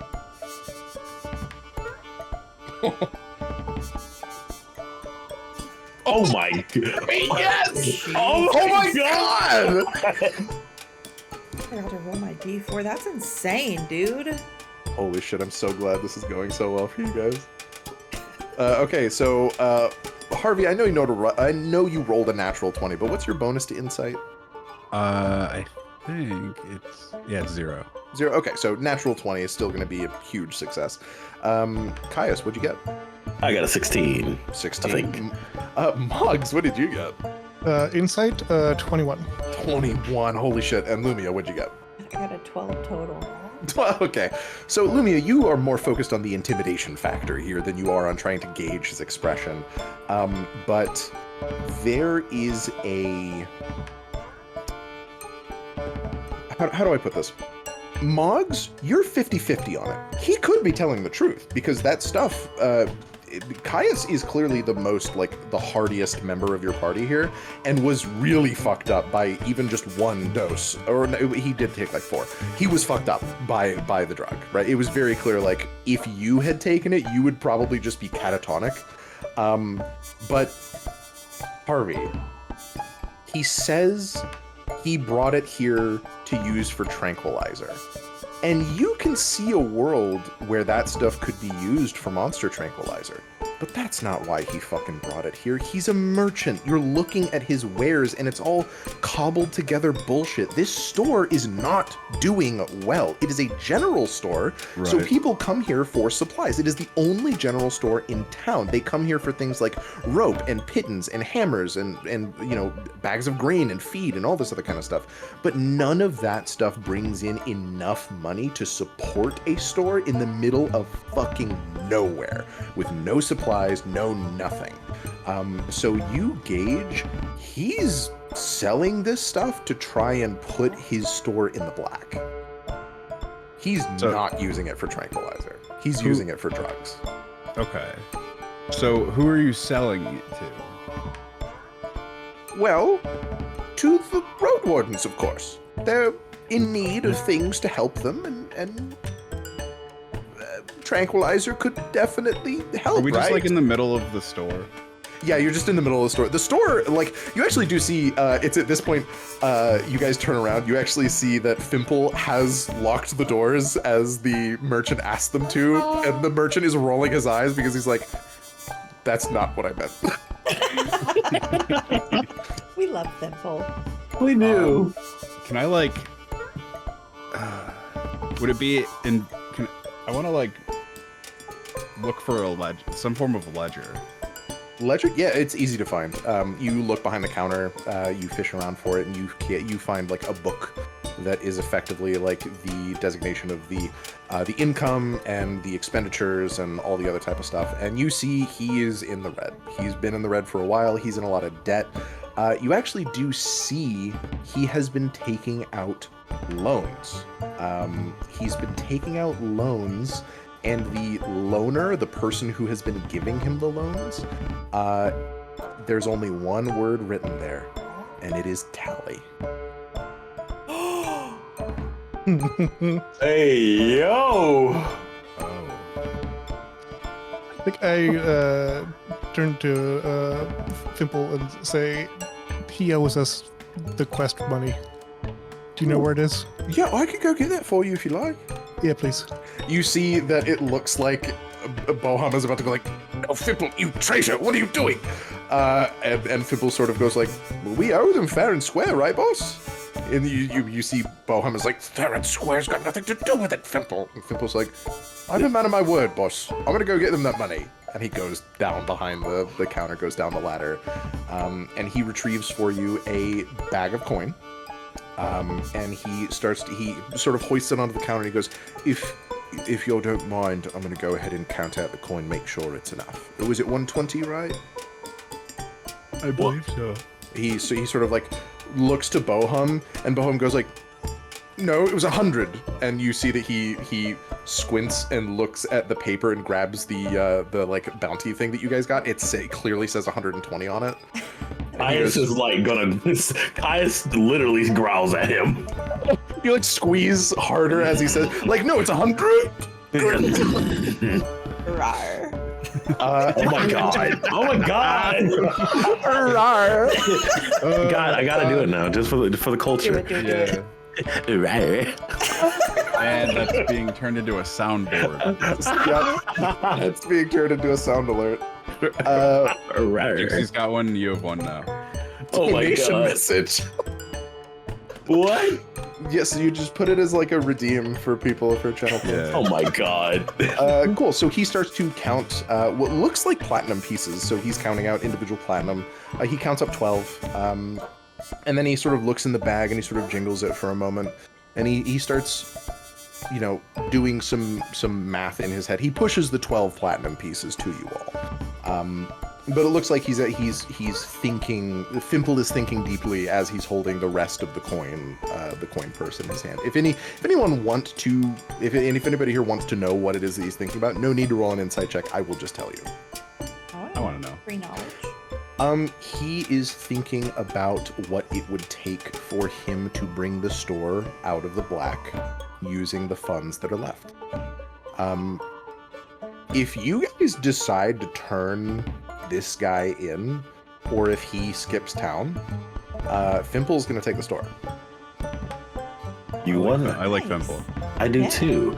I think the extra 20 should go to Fimple. Yeah, that would be nice. Huh. That would be nice. They would. Support your local We're- businesses when they're we're not cool. ran by We're cool. assholes. We're cool with Temple. We get paid for what we did. Can I sleight of hand it back into the bag so he doesn't notice? Yeah, for sure. Go ahead and roll a sleight of hand check. That way it's like a nice surprise later for him. It's only fucking like 2 platinum pieces, so they're very small, easy enough for you guys to slot in there. What's your 18. bonus? 18. Yeah, easy. Fimple is not a super observant person. No, he doesn't- You slip it he into the seems kind of coin dim. purse. He is very dim. You slip it into the coin purse. He's none the wiser. He starts reading the ledger. It doesn't strike you that Fimple is stupid. It just strikes you that Fimple is kind of aloof, and so he starts reading the ledger and doing some math. And he's like, "Boss, you could have told me that we've been in the red for so long. I might have been able to, help scrounge up, do some advertising or get some marketing going. We could get more things out there. You've got a bunch of junk in the store. You keep spending money on this useless shit, and it doesn't sell because nobody needs it." You do actually, like, as you're looking through the ledger with him, Harvey, at this point, you actually see there are a lot of expenditures of traveling merchants.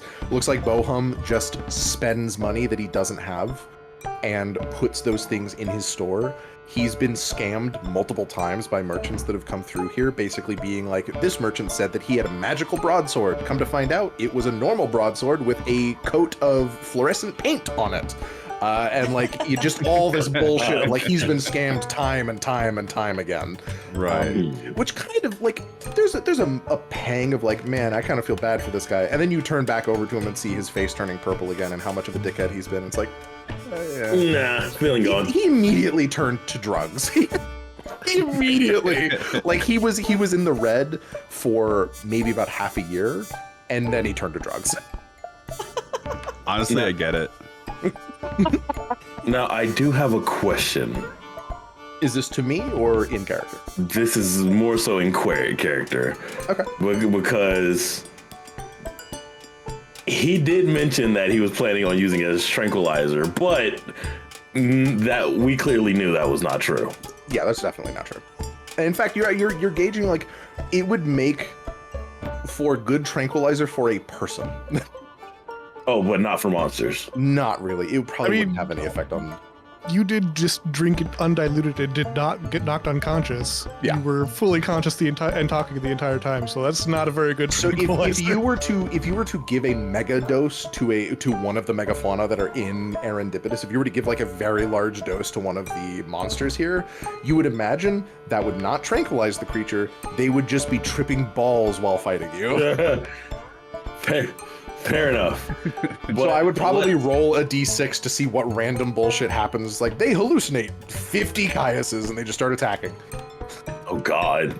You know what? Never mind then. There goes that idea.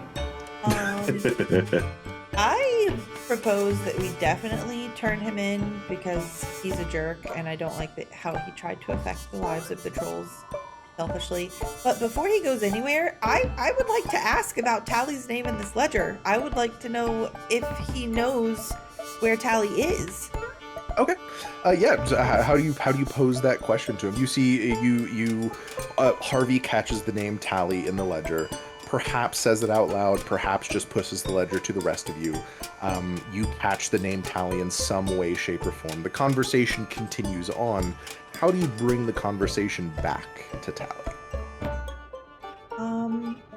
I think I'm gonna try to be nice this time.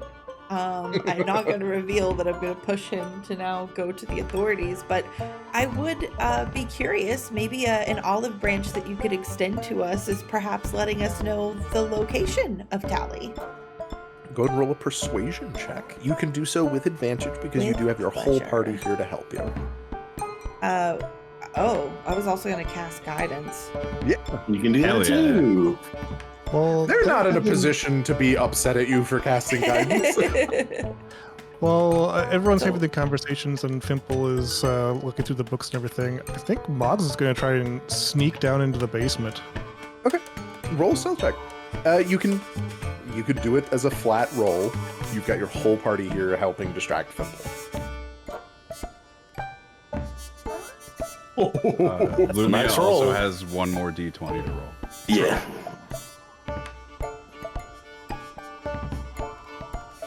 Oh, that was not good. Ooh, that's so much better. Okay. Ooh. Oh. Yeah, so let's so go. we'll go ahead and do Moggs first, and then we'll cut back to Lumia. Lumia, what is your total?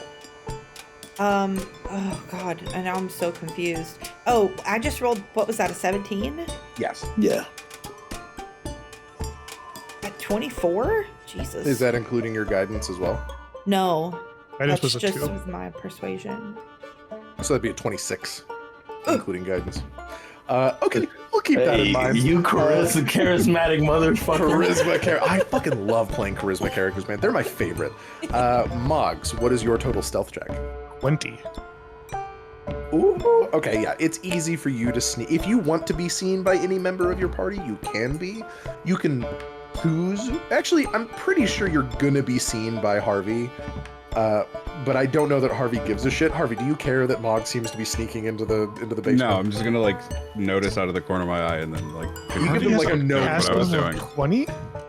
They have a very high passive perception. It wouldn't really matter if it was 20 or 15 or 10 or what have you, but Harvey's whole deal is that they're super perceptive. I Alright. also know that Harvey's not It's gonna fucking rat 17 you and then out. I have observant. So it's 22. Jesus. Yeah. So you sneak down into the basement, and the first thing that you see is it's kind of slim pickings down here. You see what looks like a bed, you see what looks like a little nightstand and a table and a chair. You see what is effectively like a sort of like cellar cut out that is serving its purpose as a place to store food. And then you see boxes of supplies and stuff like that down here as well, most of which are kind of just stuff strewn out down here. You see ropes and pittons and lantern oil and all that other kind of stuff. Your detect magic is still up, right? I'm about to regular cast it. Okay, yeah. So go ahead and make an investigation check on top of casting detect magic here. Okay. And this will be a flat roll, or this will be whatever your without help, because you're down here alone. Okay. So let's see. I rolled a 6, so my investigation is 5. Okay, beautiful. It's slim fucking pickings down here. You cast detect magic thinking that there might be magical things. Above you, there are magical potions that you did see. Yep. Down here, there's nothing. Nothing. Nothing magical down here at all. And that's not as a consequence of the investigation check. I'll also note that your detect magic didn't find any magical stuff. Investigation was to find like any other neat trinkets that might be down Yeah, here. for sure. Okay, yep, then on the same stealth, I'll just come back up and be resume with the party. Just Moggs being nosy and curious. Yeah, as far as Caius and Lumia are concerned, Moggs has not moved, but Harvey has seen the full thing transpire and sees Moggs come back up, maybe with a little disappointed expression on her face. Lumia, 20 fucking 6 is Yeah, goddamn. crazy. I need to, like, before we get into the consequences or benefits of this 26 that you have rolled, I need to just mention something. Guidance in 5th edition, Fen is now aware of this because I've shown Fen another tabletop RPG system that I use. Guidance in 5th edition is fucking crazy. It is insanely powerful. It adds a D4, which is an average of anywhere from 2 to 3 to every skill check that you want it to be added to. +2 or +3 on any skill check that you make from level 1 is, I cannot stress this enough, insanely strong. Guidance in the other system that I showed Fen gives a +1, a flat +1, and it cannot be used on the same person for, what is it, an hour? God. Oh gosh. You can only use it on one person one time per hour. It is a much more muted version of 5th edition Guidance. So Guidance is going to serve you so well throughout this campaign. Well, I'm providing balance because I forget that I have it for the first half of every session. So. No, I mean, I've got no complaints with the way Guidance is run in 5th edition. I just wanted to mention, like, the fact that you're able to get up to 26. I'm also just contextually, 5th edition mentions the difficulty class for certain things in metrics ranging from 5 to 10 to 15, so on and so on, in increments of 5. 5 is like so easy, a normal, like a super common person could very easily do that. It's just things that people do. 10 is like you might need some training. 15 is you need to be trained to accomplish this task consistently. 20 is considered to be like, you need to be an incredibly talented person to accomplish this, right? That's what 20 is. Oh. 25 is getting close to levels of not superhuman, but people can't do that normally. People aren't able to reach a roll of 25. A commoner has -1 to every stat. They roll a maximum of a 19 every time that they roll anything, right? Yeah. Once you reach like, you rolled like 26, you rolled one above that. 30 is considered to be impossible. I will put that out there. 26 persuasion. You ask him, do you know where? So like, you ask him the location of Tally, correct? Yes. Cool. You see Bohum kind of struggling, and Caius's arm still goes a little lax. He understands. His fate is sealed. He knows. He hangs his head down. He goes, There was a moment. There was a moment when I was about to be kicked out of Henst. They were gonna find someone else to take up the mantle of the general store here and close the Whistle and Wagon down, use it for housing or something else of that matter. And obviously, as an enterprising businessman, I did not want that to happen. And one evening, just after I had closed down the store and let Fimple go home for the night, I cracked open a bottle of wine and poured myself a glass. And as I sat there, dimly lit by the lantern on my desk, I heard a knock at the door. Before I had a chance to tell them off, a man stood before me, tall and dangerous looking. He had a hat on his head with a feather sticking out of it.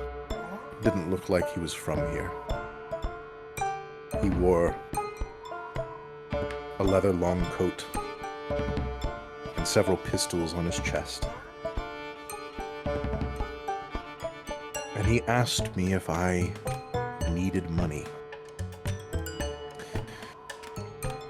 I naturally asked him the only logical things that were on my mind, like, who are you and how did you get in here?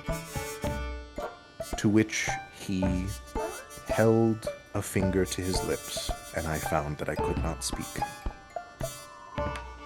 And he asked me again if I wanted money.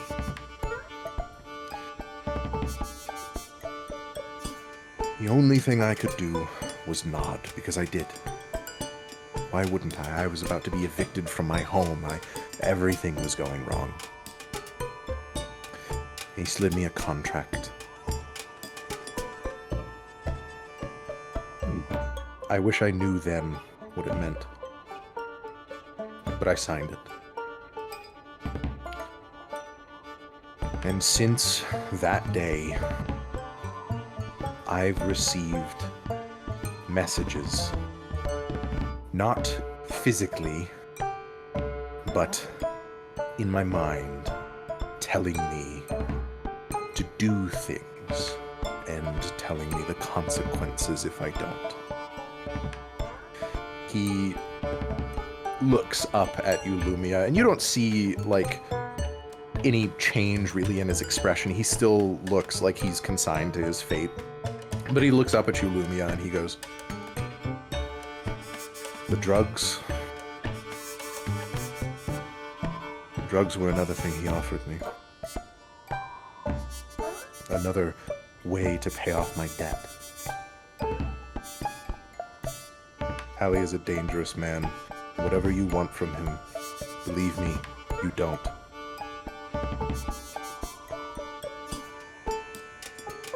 That's terrifying. It was.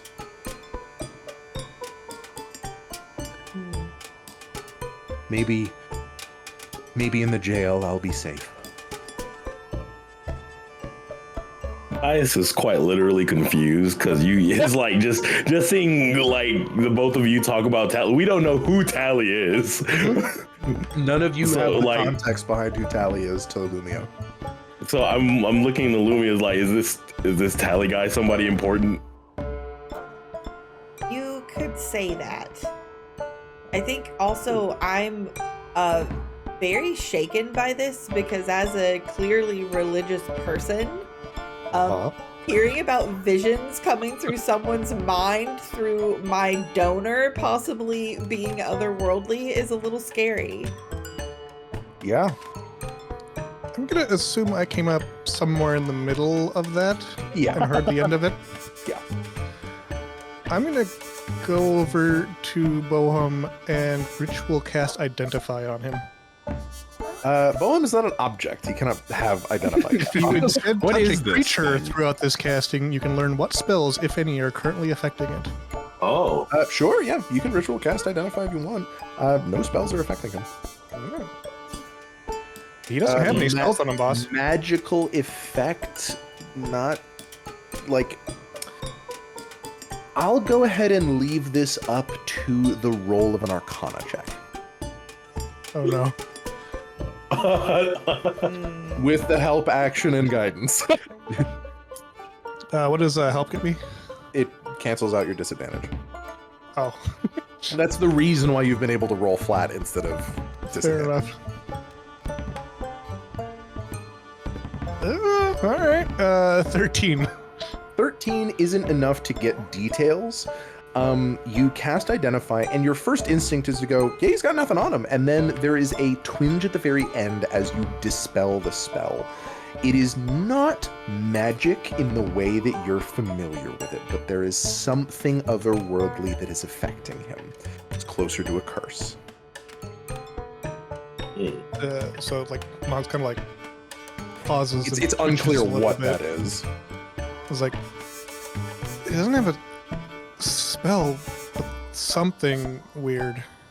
Does he have a copy? Do you have a copy of the contract that you signed? No.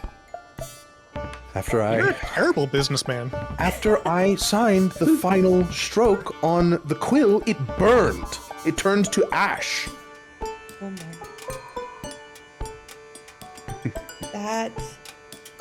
That's certainly different. I feel a twinge What do you of mean? guilt. What do you mean different? What did I sign? What is he? Haven't you ever signed contracts before? I'm pretty sure they don't disintegrate. Yes, I've signed contracts before. I didn't know he seemed like a magical guy. He seemed like a spellcaster. I didn't know if it was just part of his spellcasting mumbo jumbo. I don't know. I feel a twinge of guilt because I wonder if this man has been compelled to do something bad, and I feel bad if he's going to be punished. for You can that. roll an insight check to determine whether or not any of the actions he's performed have been under the influence of something like a dominate person. If you'd like. Okay, I cast guidance. He's Oh, that glowing was again. terrible. Did you? Oh, that was actually pretty good. Never mind. It was insight, right? Oh God, I get +2. What did I roll? A 16 total, so 18. Okay, nice. He has not been affected by any magic that would muddle his mind. He's just been spoken to mentally. Nothing aside from natural persuasion or intimidation has told him to do anything. Basically, it's the same shit that you just did, where you just persuaded him to tell you all that. You know what? On an I like 18, daughter. you rolled a 26 before on your persuasion check. I am going to give you a statistical piece of information about something that Tally does. Tally rolls all charisma checks with advantage. Every check that he makes that is charisma based, he rolls 2d20 and takes the highest. Tally has a bonus to persuasion of plus 17. Fly devil. For context, so that way everybody is aware, I'm fairly certain 17 is physically impossible for any of you to accomplish unless you are a rogue or a bard. In persuasion? In any skill. So like your bonus to proficiency right now is +2. At max level, it will be +6. Your bonus to any one skill can be up to +5 unless you have a special magic item that gives you above +5, which means that your maximum bonus to any one skill without any items or other things can be 11. If you're a rogue, you can double your proficiency bonus on a skill, which can bring it up to 17. I don't know about you guys, but this Tally guy sounds like a problem. Yeah. A demon? That remains White. to be seen. Whatever he is, it can't be good at this point. What do you mean? What did I sign? Bohum kind of like seems to be sweating. He's like, I didn't sign a contract with the devil, did I? Was that a devil's contract? I mean, look where it got you. It gave me Yeah, money. you're doing great. I was doing fine if you had not come back. You'd still be in the red. I was gonna be fine once I got the drugs sold. You could have done that without him. I couldn't have found the drugs without him. You could have made your own drugs, man. I could I? Okay, How do you make drugs? That's Do you know how to make drugs? Do you guys have drugs? Caius is like itching his neck. I was like trying to, still coming down off of that first. Yeah. Nah, it's gone. It's gone. Oh my god. Yeah, you see that Bohem is like, I'm not a chemist. I'm not an alchemist. I don't know how to make these psychoactive substances. I don't know any part or parcel of that. If it weren't for him, I wouldn't have known about them at all. Listen, if you're gonna take me to jail, just do it.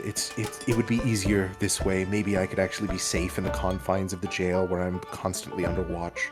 Maybe they'll ship me out of here. Maybe I'll be off of Serendipitous by the time he comes to collect his dues. You are speaking very hopeful, my friend.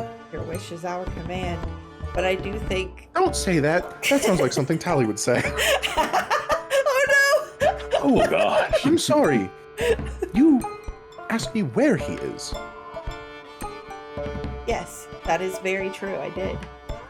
Let me pull up the map. So the first thing he says is, "Are you sure?"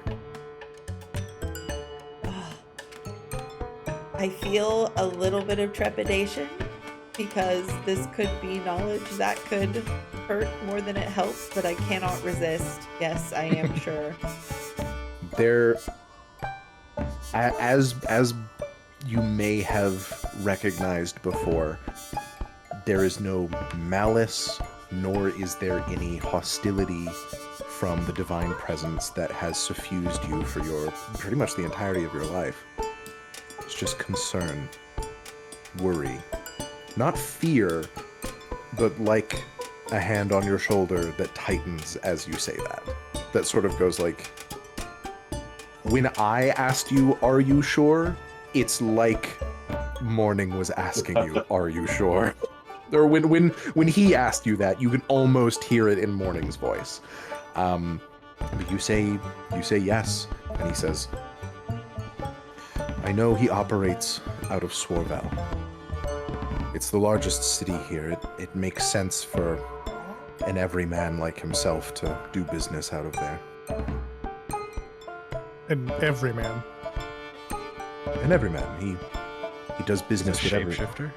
No, not. I mean, I suppose. I don't know. He does business of all sorts. I think I take note of that and also have like a little bit of a purpose, because I do think justice needs to be served, but I also do have a lot of empathy for him, so I kind of like determine for myself that when I find Tally, I'm gonna find a way to dissolve that contract. Okay. Cool. Make sure to mark that down in your notes. I want you to know that a light bulb goes off for a quick moment, and he like turns Groham like around to face him, like forcefully face Caius. He's like, "So you know people, right? You sell things." And yes. Have you ever heard of the Phoenix? Have you ever heard of the Phoenix Mother? I've heard of her. From who? From where? Whoa, hold on a second. I originally. I am not as nice as my friend here. I will hurt you. Okay. You don't need to. You don't need to hurt me. You don't need to. I'll tell you what you want. I'll tell you what you want. You don't need to hurt me. You've got me. That's good. Please don't squeeze me. Start talking like very fast. He's like getting squeezed a little harder. He's like, okay, I'll tell you. He informs you, I'm originally from Zolom. That's where I started, and I had to move to Henst because I wasn't getting good business there. Mm-hmm. And when I was there, I heard of the Phoenix Mother. Mm-hmm. She's a warmonger in the southern hemisphere. She works for the Dramalian Empire. What? She works for the Dramalian Empire. She's I hate when you do that. Shut up! I'm trying to be serious here. But he said, you say, Kai's hears that, and then so the Dramalian Empire is like. The Dramalian Empire is diegetically opposed to Feowen. In fact, so I'm very brief. I don't want to bore you guys with information that you guys don't care about, but Caius specifically would care about this, and maybe Lumia, because Lumia, you are from the Dramalian Empire. The Dramalian Empire is a conglomeration of a shit ton of conquered city-states and different countries. They allow the countries to maintain their culture, but they must follow the rule of law of the Dramalian Empire. Think of the Dramalian Empire kind of like the Roman Empire. They spread out and they conquer and they take and then they absorb. It's a lot. It's very, very warlike. They are arguably the most powerful country in the world. The Dramalian Empire has a foothold here in Serendipitous. In fact, I believe they have the largest foothold of any one country. But in sort of like their relation with Feowen is that the Dramalian Empire and Feowen have been at war for probably close to 40 years now. Oh god, that's news. To hear that someone who, as far as like the very vague things that your father has maybe alluded to about your mother, she was a patriot of Feowen. She was a person who fought on behalf of Feowen. Feowen actively fights invaders from the Dramalian Empire all the time. You've probably fought some yourself. Hearing that she is not only working for the Dramalian Empire, but is a famous warmonger for the Dramalian Empire, that's a... Yeah, I wouldn't know how Caius would react to that, but that is a definite tonal shift. Yeah, no, like in that moment, Caius is like the proud feeling that he felt earlier is kind of diminishing. Yeah. Because it's no longer like strength that is being used for like to protect his tribe or anything, more so against it. Yep. So he's very conflicted right now, and it's very visible on his face. Wow, Caius, your mom sounds like a badass. He doesn't move his head. His eyes just kind of dart down to Moggs, and he's just, so it would seem. And he like turns. He kind of gently puts down Groham slightly while still holding him. He brushes himself off, doesn't make a motion to run or anything of that nature, but you see that he turns to his like belongings that he was packing away, and he sort of like clasps them together. And then you see that he goes over to Tally. Or sorry, not Tally, Jesus. Yeah, Tally was there now. No, he goes over to Fimple and pushes the bag into Fimple's arms, and then points to the coin purse, and he says, Fimple, you have my blessing to run the store while I'm in jail. Bury that out back. Pointing to the bag. You see Fimple looks down at the bag and looks up and goes, all right. And then you see that he sort of like straightens himself up and walks up to the four of you and says, I'm ready to go now. Actually, Fimple, you need to unlock the door. See, Fimple goes, oh, right, sorry. Starts to unlock the door. Yeah, and Fimple unlocks the door for you guys to exit if you want. So, 100 gold total has been disseminated to you guys in groupings of 10 individual platinum pieces. You can divide it as actual gold instead of platinum if you want. I have no problem with that. That would be 25 gold for each of you. Hell yes. Now, do you guys want to bring Bohum to the guard? Oh, yeah. Yes, we do. I believe so. You approach the captain of the guard, inform him of the going-ons here. What all do you tell the captain of the guard?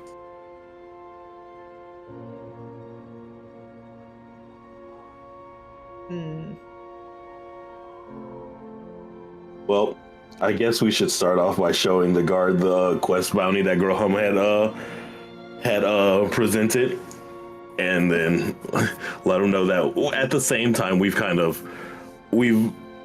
brought the trolls here as well as uncovered Groham's scheme. See, the guard captain takes the bounty. He's like, oh yes, this bounty's been up there for some time. We brought you a drug lord. A drug lord? He like eyes wide, and he's like, what? Looks to Bohum and goes, Mr. Groheim, is this true? And see Bohum kind of like hangs his head down. He's like, I wouldn't be here if it weren't, sir. And immediately the guard captain kind of like shakes his head and sort of like incredulous, like, well, okay, I take him to the jail. We have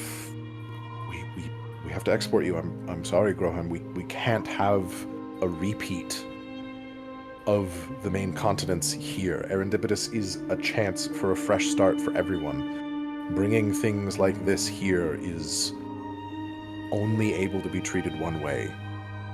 We have to get you out of here. You see that Groheim doesn't seem to contest this at all. He kind of just nods and slowly is taken by another pair of guards down to the brig. And you see the guard captain sort of folds up the bounty and hands it back to you and says, well, I suppose you've brought us 4 new members of our society. You've brought their supplies and their skills here. You've uncovered a plot to sell drugs, right? He sort of like looks for confirmation to all of you. Yeah, drugs. Yeah. May I ask what kind of drugs? Very hallucinogenic. They make bottles look like bananas, apparently. I can say I witnessed that firsthand. All right. He holds up his hand and he's like, I don't need to know anymore. Are you sure? Yes, no, I'm sure. Actually, no, yes. Is there... You said that you found drugs. How much, where, how far away can we dispose of them? Ias looks to Lumia. A bunch outside of a troll encampment, and they're here, and they seem bad, but who knows? Yeah, if you go to the location on the reward poster, that's where we found them. right. You see he takes out a little like notebook thing and starts scrawling something down with a piece of graphite, and he's like, okay. They were up a cliff. Up a cliff. He circles that a couple of times and then closes his pamphlet. He's like, Also right, in a well. cave. Okay, opens it back up. In a cave. Underlines that one. In closes boxes. it. I'm not writing that one down. He puts his notebook away. He says, you are proving yourselves time and time again to be welcome residents here. You should know, Harvey, I did get your message. He sort of tilts his head and he's like, message, if it could be called that. I did get your confirmation that you'll be joining us. Will you be taking on any missions beyond today, or will tomorrow be the day that we set out? Again, no pressure for, expediency or anything. We're actually still accumulating other road wardens. I think tomorrow would be best then. Okay. Now this is the DM speaking. Do you guys want to do the fish quest? Because that'll take a day. A fucking fish quest. Yeah, If you set out with the don't caravan, if you set out with the caravan now, you won't have a chance to do the fish quest. Oh. Or the Scavardi, right? The Scavardi is on the way with the caravan, so you Got it. could kill two birds with one stone with that quest. But the fish quest is out explicitly like northwest from you here. So the caravan traveling south, you'd be going opposite directions. Gotcha. I don't mind. Caius is like in a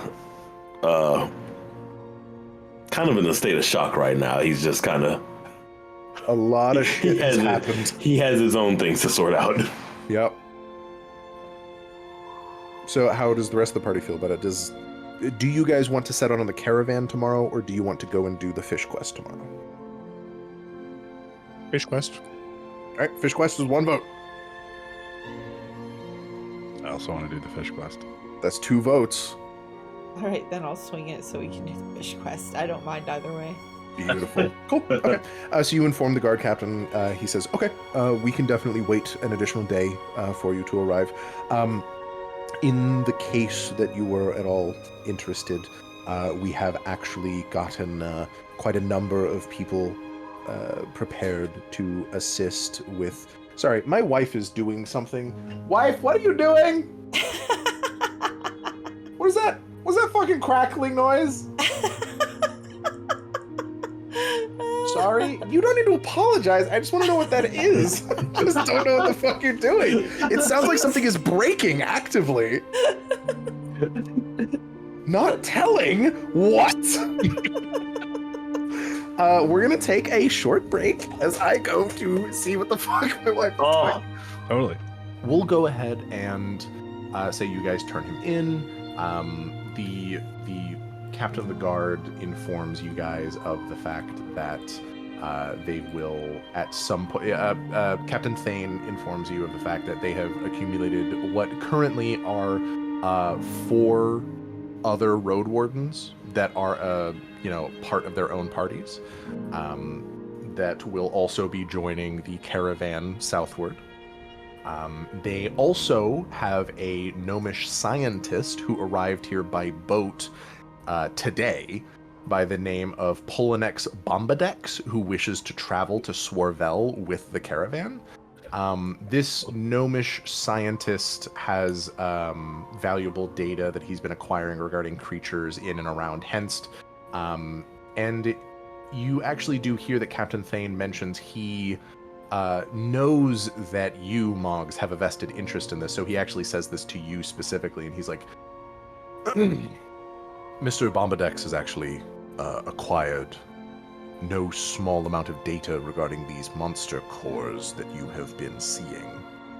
If you wanted to speak to him, he will be joining the caravan, so you will have ample time to discuss it with him.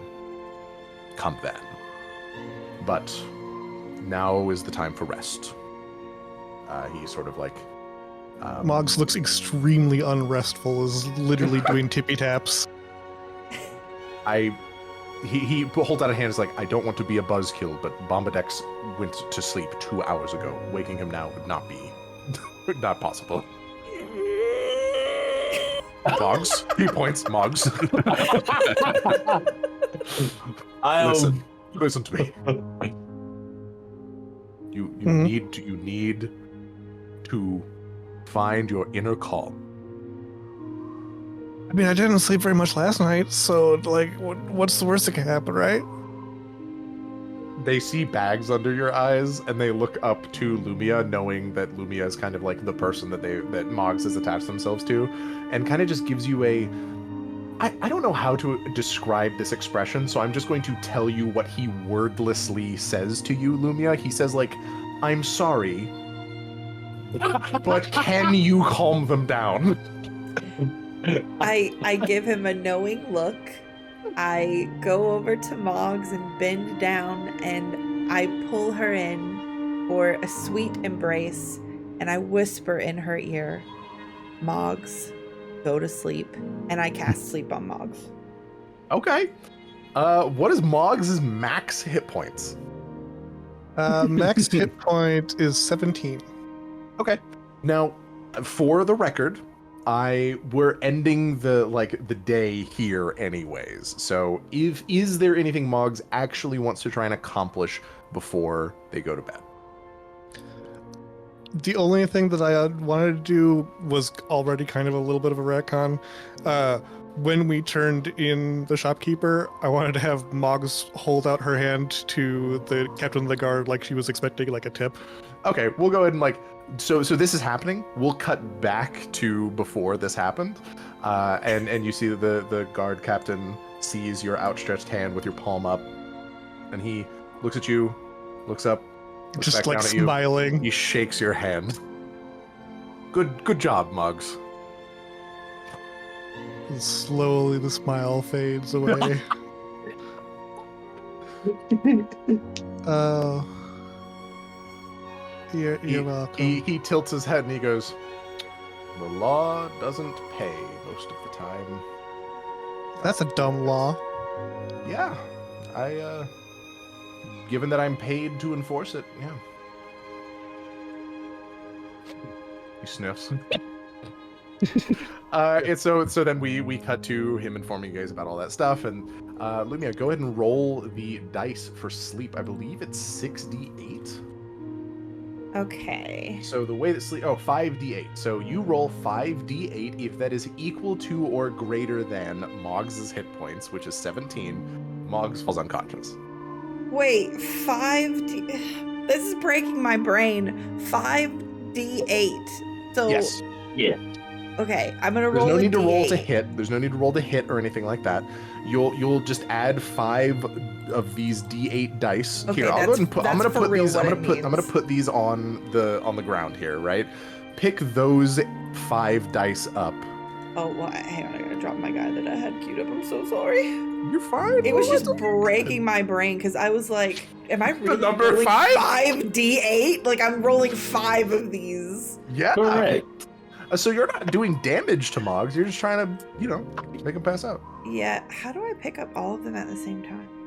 I think you just click one of them because they're in a group already. Oh, Or are okay. you not able to grab my? No, I we're not can't. able to grab each other's dice. That's Okay, funny. I thought it was Anyways, just stupid. 5d8. I got it. 4, 5.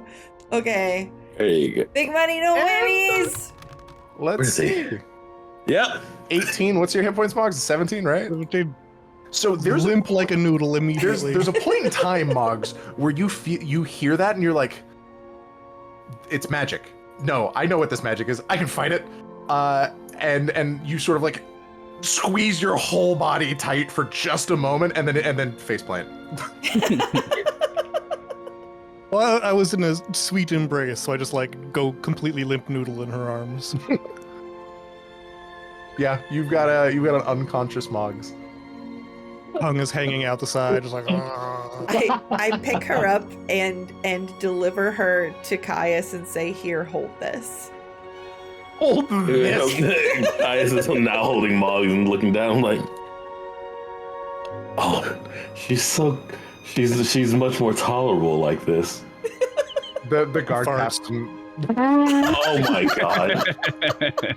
The guard captain looks at you as you say the much more tolerable and kind of like slaps you in the shoulder and goes like, "Hey, they're your What? road warden party. You're going to have to deal with them for quite some time, so you'd better find a way to make her tolerable. For you, they're fine. They're just very excitable. Can I teach you something real quick, Caius? Nothing grand. Just a small hint. Right.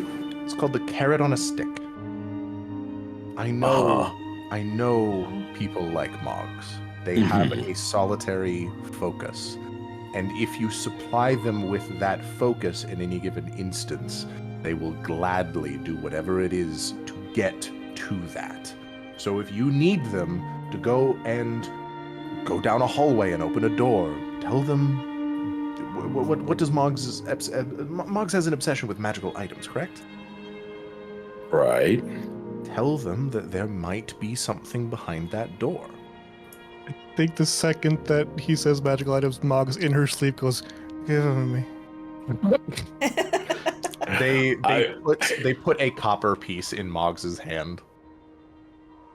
I'm going to keep my eye contact with the guard commander. I'm going to like, that sounds exhausting.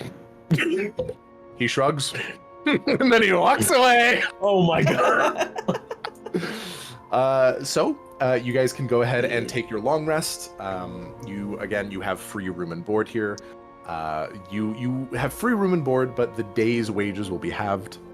Also, has anyone been keeping track of the number of days that have elapsed since you left, or since you became road wardens?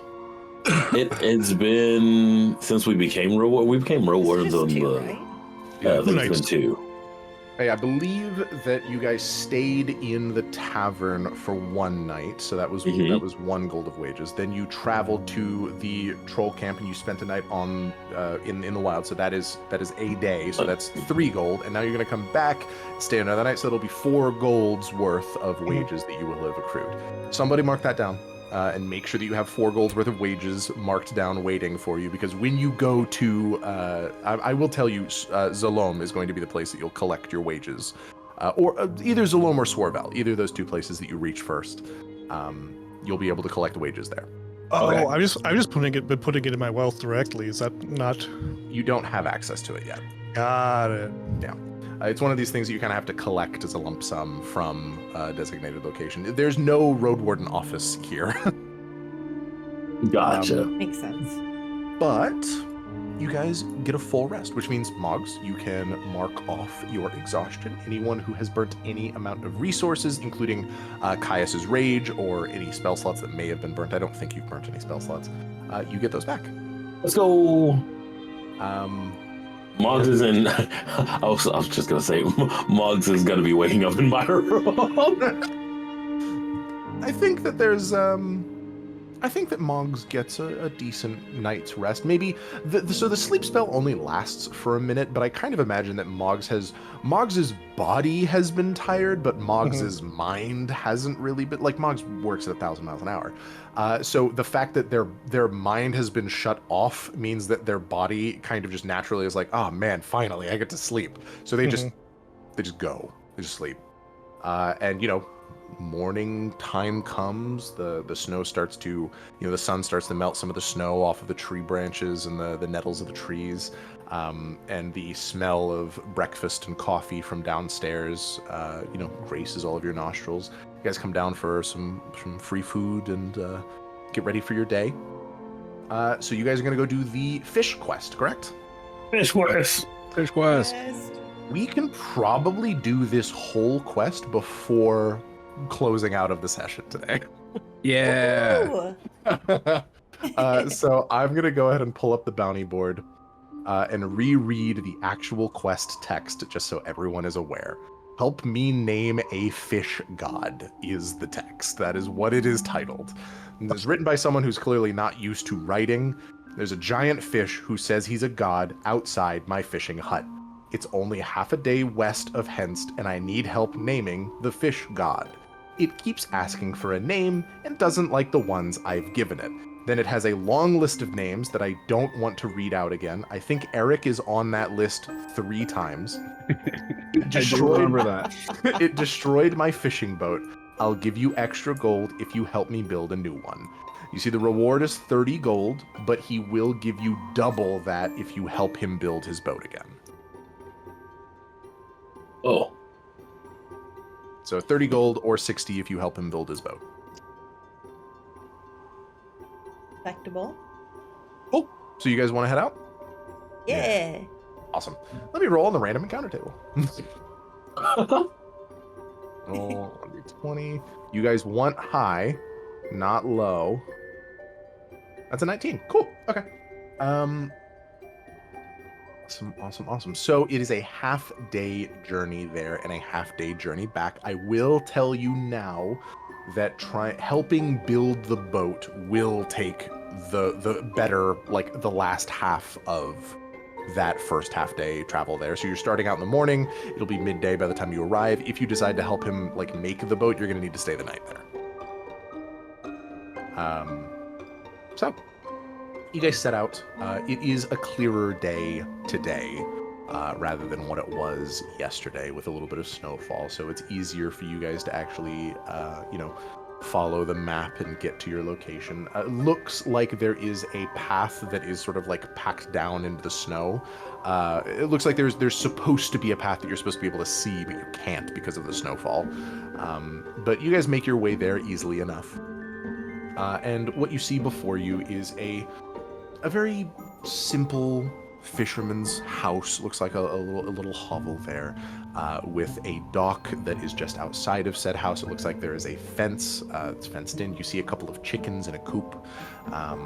And you see that there is what looks like on the dock is supposed to be a boat, but is instead like 2 different halves of a boat that has been like brought up onto the shore. And it's very quaint. You see smoke rising up out of the chimney from the home, but you don't see anybody outside. So you'd have to actually approach the house itself in order to announce your presence. Okay. Cool. So who knocks on the door? Who is the person who's going to be greeting this guy? The Rizzler. So what? You know what? Rizzler. That's what I'm calling you. I really love the idea that you say the Rizzler and Caius goes like, oh well, I mean, you don't have to be. I think also I should clarify that over the course of the morning and the journey, probably anyone who wants to have noticed would have noticed that Moggs has been unusually quiet and withdrawn. That's strange. Does anyone want to I talk was about like- Hey, Moggs. No, I'm fine. You seem super quiet today. I don't want to piss anyone off. Well, Moggs, why do you feel like you would piss someone off? I don't know. It's just something that I do sometimes. I share a glance with Caius and Harvey of kind of like hopelessness because I don't know where this is coming from, but I do hate that Moggs feels bad. I'm gonna shrug. I don't know what's going on. What do we? I don't know how to. Caius is so not the one that know how to approach things gently. With permission from Fen, Fen, would you be okay with them being allowed to make Absolutely. insight checks? What would you say the DC for an insight check here would be? For who? For you to determine what's going on with you. Oh, like against me? Yeah, if you wanted to set that DC, you could set it as high or as low as you want. You could say fucking 50. Probably not too hard. Somewhere between like a 10 and a 15 range. That's like kind of normalish, right? Here. We'll go ahead and roll a d6, ignoring. We'll say a 1. We'll roll a d. Take 9 and roll a d6, and that'll determine the DC. So 9 plus 3, so a 12. Go ahead and. Are you okay with that, Fen? Yeah. Cool. DC 12 insight check to figure out what's going on. I cast guidance. Well, Oh no! Oh, I Wait. forgot my 4. what the hell? All right. So, what did Lumia roll? I got a 10 total. Oh no! I think the know. only person who failed this was Lumia. Oh, well. Caius, That's your inspiration if you really want it. I got a 12. That's exactly what you need. And then Harvey, what'd you get? Oh shit. I got a 14. 14. 14. Cool. Yeah. Would you like to use your inspiration here, Lumia, or do you want to? You could, but I will. I'm going to be transparent. You could get into combat during this quest. Ooh. Oh. Exciting. That's why I normally hold my inspiration. I'm a little scared. Is Lumia charisma? Yes. Yes, I am. I mean, surely nothing bad will happen, right? I'm gonna use my inspiration. Cool. Oh, God, I'm gonna get. You can fucked also on this re-roll your later. guidance. I'll let you re-roll your guidance here as well, in case you get something higher than a 2. Oh, yeah, that's. So we got my- We got a 6 and a 2 right now.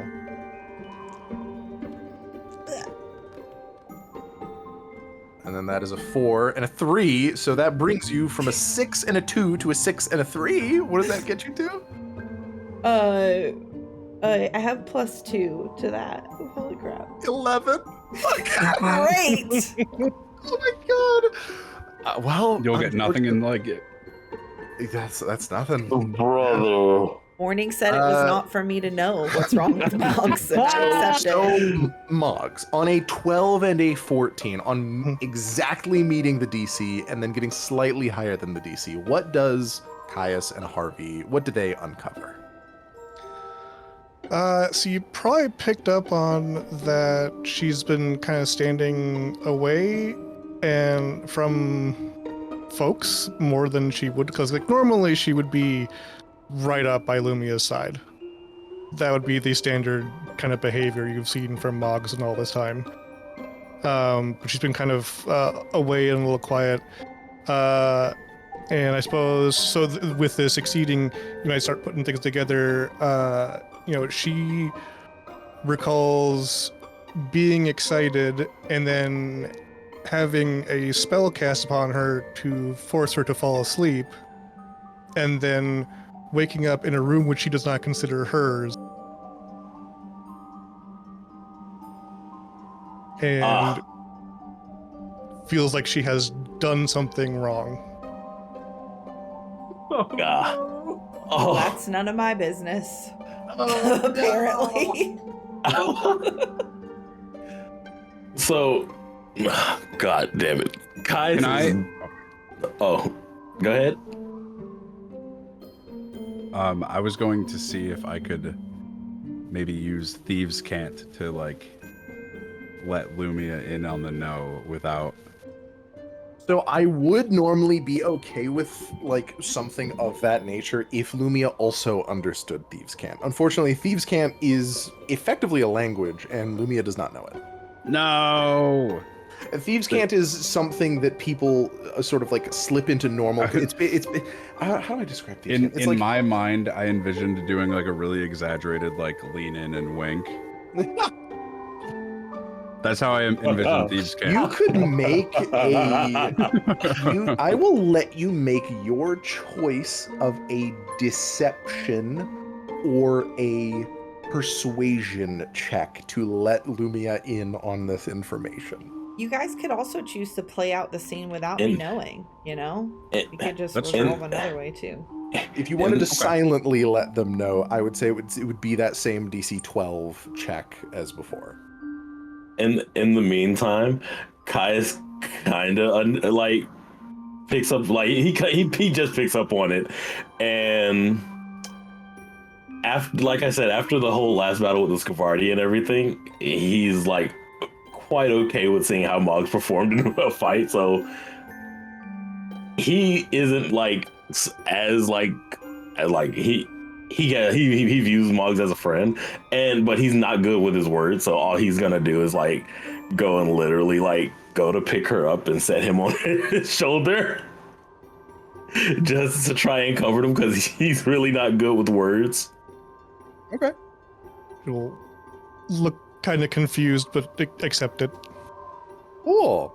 Okay. So on, perhaps the later leg of the journey after this has been uncovered, Moggs, you can spend some time on Caius's shoulders. You are like 4 times taller up here. So you can see over a lot of things you can't normally see over. And yeah, we can definitely circle back to that before What is that? the conclusion of the session. I clicked the wrong button. But now we return to the approach to the door. We can say at this point, if you want to have Moggs, you can have hopped down from Caius's shoulders. Who is at the front of the pack to knock on the door? I'm going to think it's me. I think I'm normally in the front of pack. Yep, I will say you are normally you're the melee beat stick, so it makes sense for you Right. to be towards the front. Would you guys but now that you guys are actually arriving to the door, you have a moment to kind of just look amongst yourselves and see who should be the one to knock on the door. I'm mostly asking, does Lumia want to do it as the charisma character, or does someone else want to do it like Harvey? Because I know Haru was interested in the quest originally. Harvey should. I was about to say Caius is making his way to the door. If you want to go and be the first one there, you better get in front of him because he's just trying to complete a quest. Going once. Where's this fish? Going twice. All right. So, Caius. Yes. Some heavy knocks on this wooden door. Am I taller than the door? Yes. You're not by a lot, but you are your head. You would need to duck a little bit in order to get in here. Gotcha. You get through 1, 2, and then before the third knock, the door swings open towards you. You have to step back a bit, and even though you're stepping back a bit, the door still clips you slightly in the elbow as you're stepping back, and you guys see this short, hunched over man in what looks like effectively like a friar's outfit. He looks, not super well to do. He's got a pair of sandals on his feet, hood over his head, scraggly white hair still kind of poofing out of said hood. It's very wiry. It looks like he should be bald, but he's somehow not. He still just has the number of hairs per square inch is maybe 10. And he has one eye is squinted closed, and the other eye is almost bulging out, looking at you with this wiry looking man. Oh God! With these super wrinkly face in this what looks like not a scowl, but kind of this downturned expression. You see there's a couple warts on his cheeks and forehead. You see this sort of his nose is crooked over to the left a little bit. He looks up at you, Caius, and you see he's got a little walking cane that he's holding. One of his hands is behind his back, and he just pushed open the door with the cane, so you see this sort of cane pointed towards you. He looks up at you and goes, "Are you here to name the fish?" Caius pulls out the bounty and shows it to him and said, "If you're the one that posted this, then yes." You hold up the bounty, and he pierces it with the bottom of the cane and brings it close to his... There's a hole in the middle of the bounty now, and he brings it close to his face, and he goes, "Yes, this might be my handwriting." It might be. He takes a bite of the page. Your old man voice sounds like Master Roshi to me. He's just pierced it with the bottom of a piece of wood, holds it really close to his face, and then takes a bite out of it like it's a shish kebab. He chews. Caius raises a brow before looking back at the party and are we doing it? Are we? And then he goes, "Yeah, that tastes like my ink. You guys can come on in." He turns around and walks inside, leaves the door open.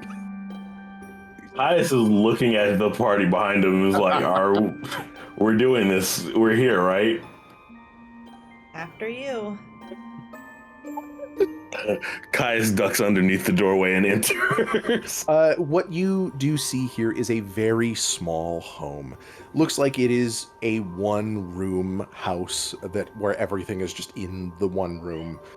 There's a very small bed, what looks like made from like hay and certain furs and stuff like that to keep him warm. There's a fireplace that's currently lit and running. That is like the only part of the house that's made of stone. Everything else is made of wood. Some of it looks very old. Some of it looks a little rotten. But he's got, it could be called cozy, by a certain few. The windows, the sort of windows that are here there's no glass in the windows. It is literally like he has boards that he puts up or that he takes down in order to have a window open. He currently has a couple of them open in order to let a breeze through because it looks like he was cooking something on a pot. Mm-hmm. He allows you all entry, and I would like for everybody here to make a perception check perception or investigation, your choice, as you enter the home. Oof. Oh God. It's a home. It's a home, Caius. Caius, this guy lives here. I cast guidance. Oh my God, no. Wow. Guy's got a bed. It's wild. Dude, this guy fucking lives here? Okay, so Caius and Harvey, what'd you guys get? I've got a 5. All right. I got a 5 total. Yeah. Hell yeah. Okay. Moggs, what did you roll? 19. 19, and then what did Lumia get? 17. 17? Okay. So, Moggs and Haru, you two are kind of distracted by the smell of fish. There is a, fucking Caius and Harvey. yes. You guys are distracted by the smell of fish. It's not rotten fish. It's just fish, but it's still, that kind of like briny fish smell. It's not a great smell, and it kind of like permeates this home. And it's just your brain kind of lingers on that as you enter the house to the point where it distracts you enough where you cannot get a proper lay of your surroundings. Well, at least we know there's actually a fish here. Yeah. But it was Moggs and Lumia that rolled quite well, right? Yes. Cool. The two of you guys notice of all of the stuff that is here, you see what looks like some baskets, some barrels, some fishing twine, some hooks, what looks like a smaller like bucket that is filled with wriggling worms for bait. You see just like a lot of this is a working man. This is a fisherman. He is a fisherman. Out of place here on a shelf is a book. It looks like the least like touched part of the home. It is coated in dust, but you do see it on a bookshelf is only a single solitary book. And the only reason it pops out to you is because it looks like the only part of this home that has any color. It looks blue. It is a blue book. And on the binding, you can actually see that... Oh God, what the fuck did I name this thing? It's the Kelly Blue Book. Yeah, so you actually see it is a book of minor deities. Actually, a little bit of a retcon. It's not coated in dust, but it is still the thing that kind of catches your eye here because it is blue.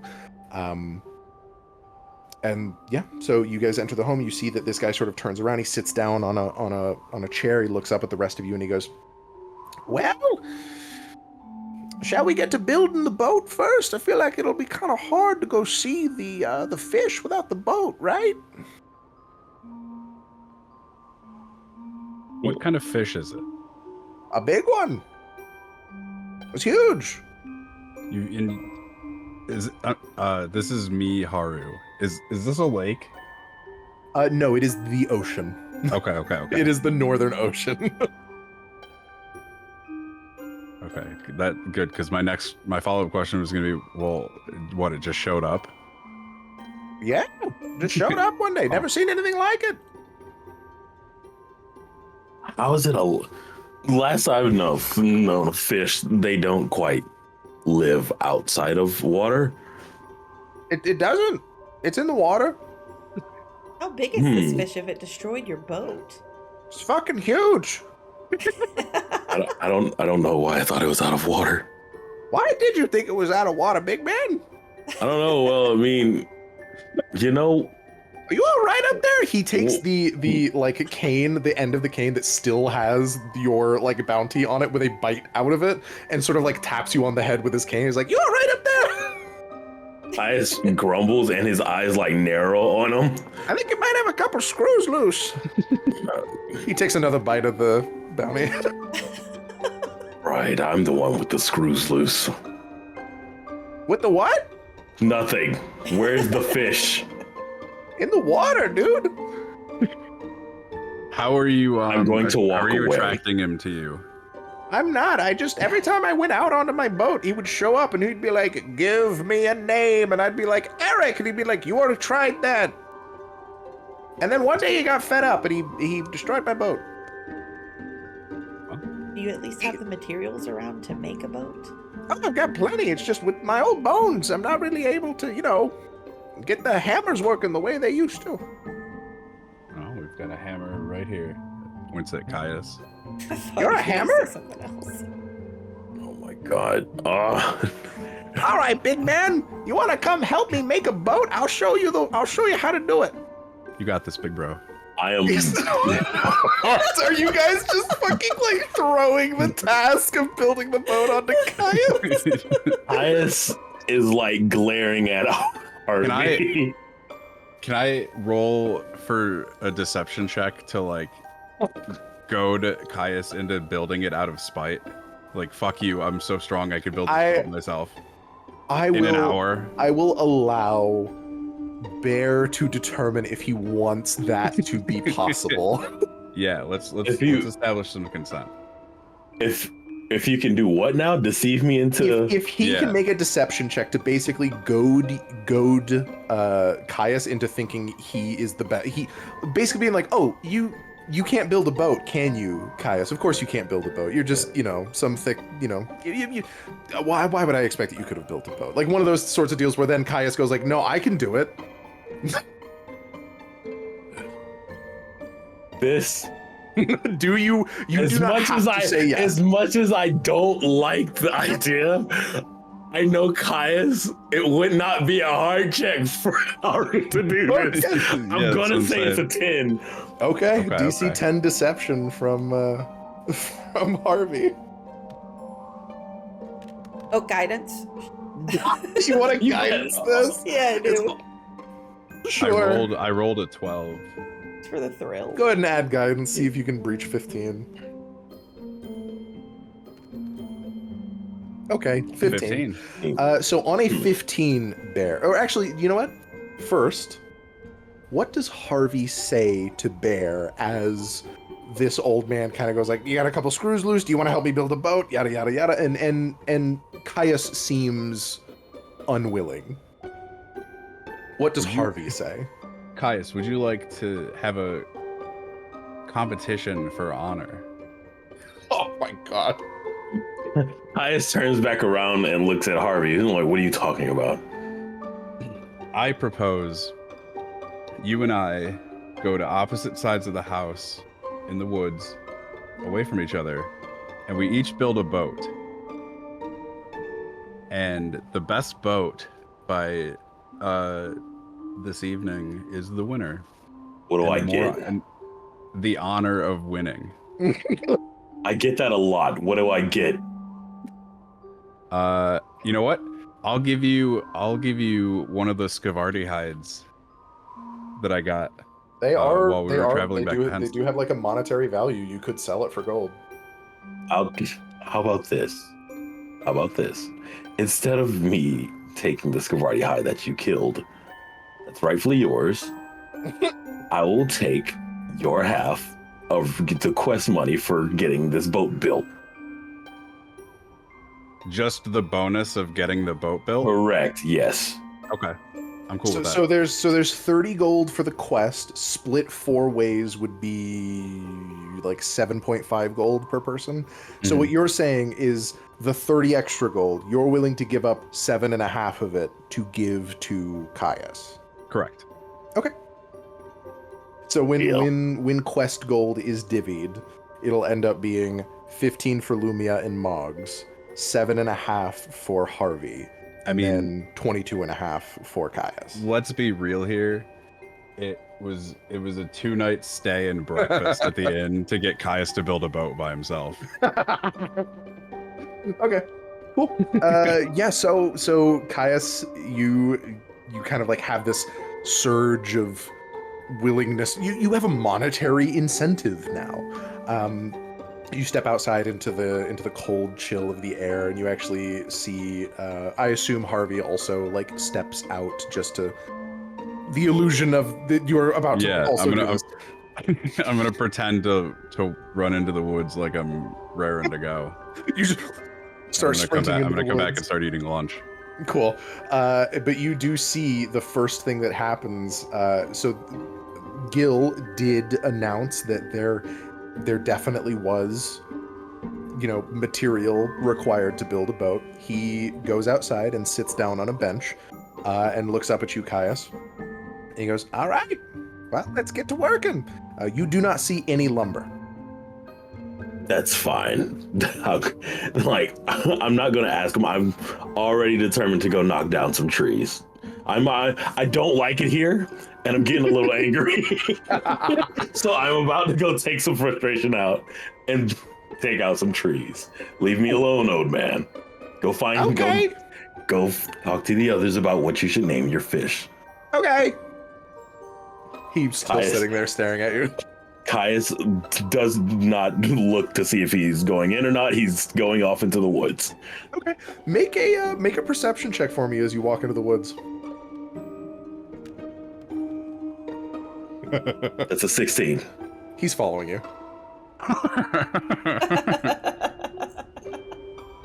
He's not saying anything, but he's just staring at you with this like his right eye just like constantly unblinkingly staring at you. Caius is gonna pick him up with one hand and bring him back to his house. He does not stop you at all. In fact, he holds the same position he had when he was standing on the ground. You put him back down. And I'm going to put him back in the room with Lumia and Mox. I think Harvey went somewhere. Yeah, Harvey's not there right now. So, I like to imagine that when Bear picks him up, he's still like walking and doesn't break his stride at all. He's still like trying to walk. I'm going to look at Lumia. I'm like, Lumia, I'm going to need you to look after him, because if I do, we will not be getting a quest money. How did I get After- on grandpa babysitting duty?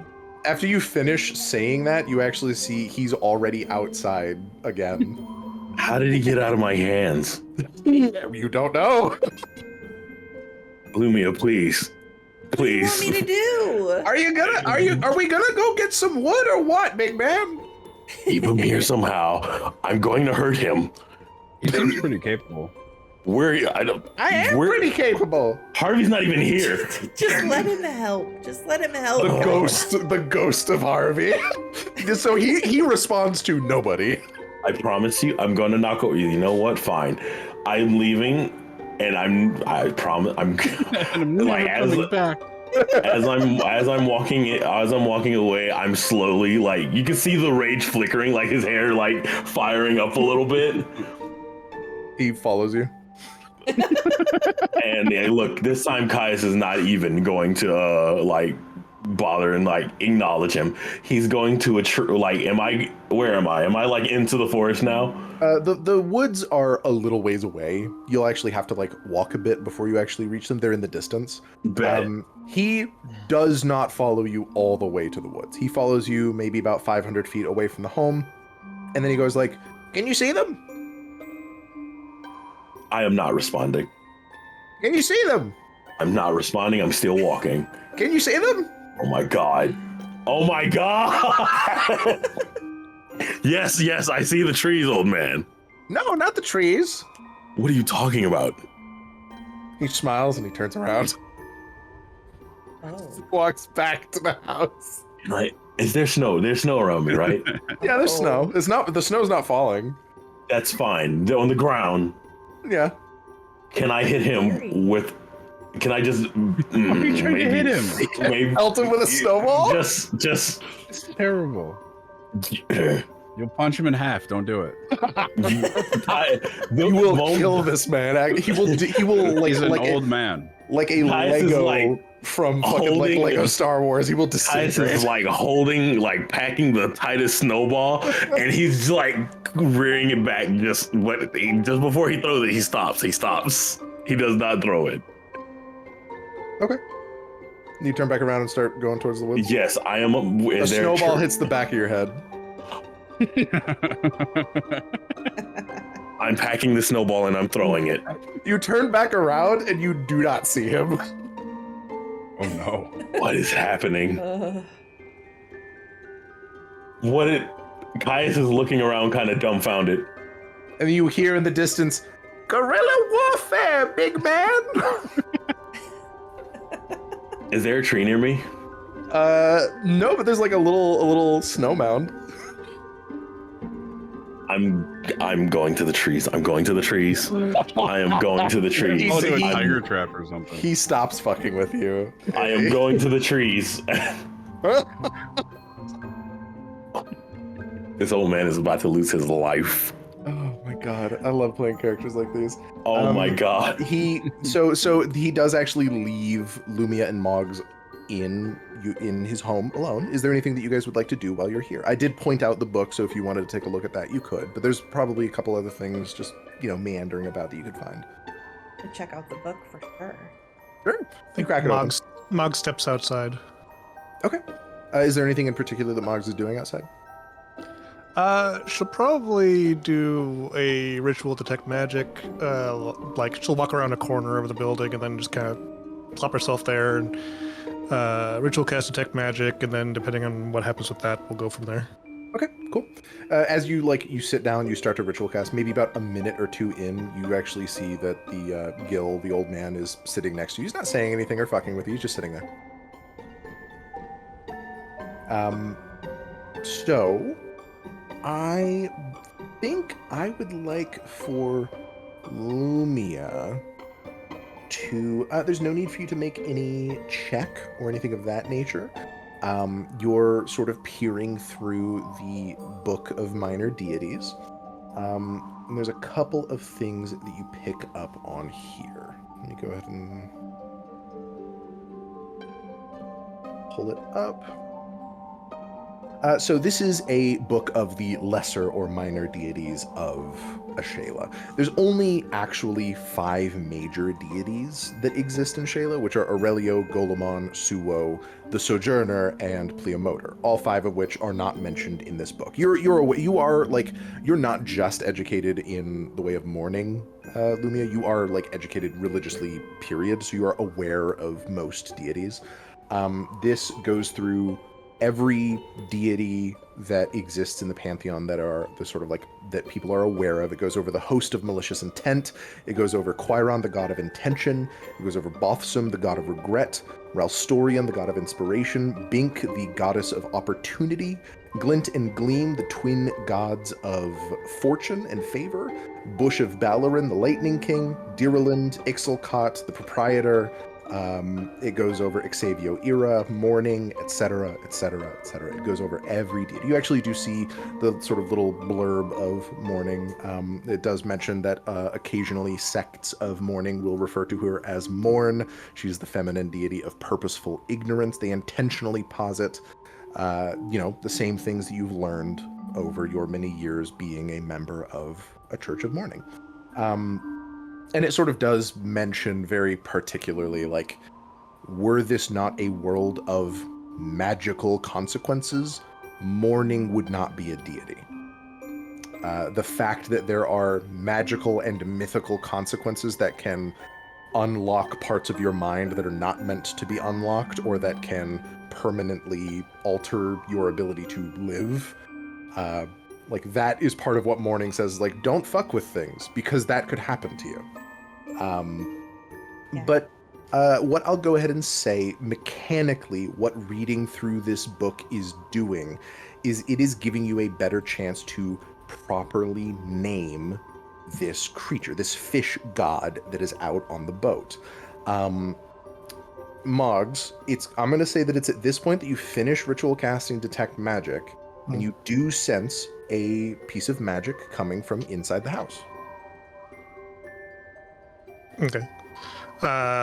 And just from that, I don't really get much other than there is something in there, right? You get that there's something in there, and I'm going to go ahead and say that it is a source of divination magic. Okay. She'll kind of go back and poke her head in and see where the source is coming from. The book. You see the old man follows you. He's not saying anything. She'll go, Lumia? Yes, Moggs. Just so you know, that book is magical. Oh. See, Gil looks down at you and goes, "Do you want it?" Me? Yeah. No. You can have it. Sure? Free treasure, Moggs. It's No, not no, mine. I'm good. You sure? Yeah. You And then want to steal she'll it? go back. Okay. You see that the Gil kind of stands in the doorway for a little bit and looks at Lumia and goes like, "Seems like your friend's a little bummed out." Yeah, it would appear so. I'm surprised they figured out the book was magic. She's a woman of many talents. For real. You figured anything out from the book?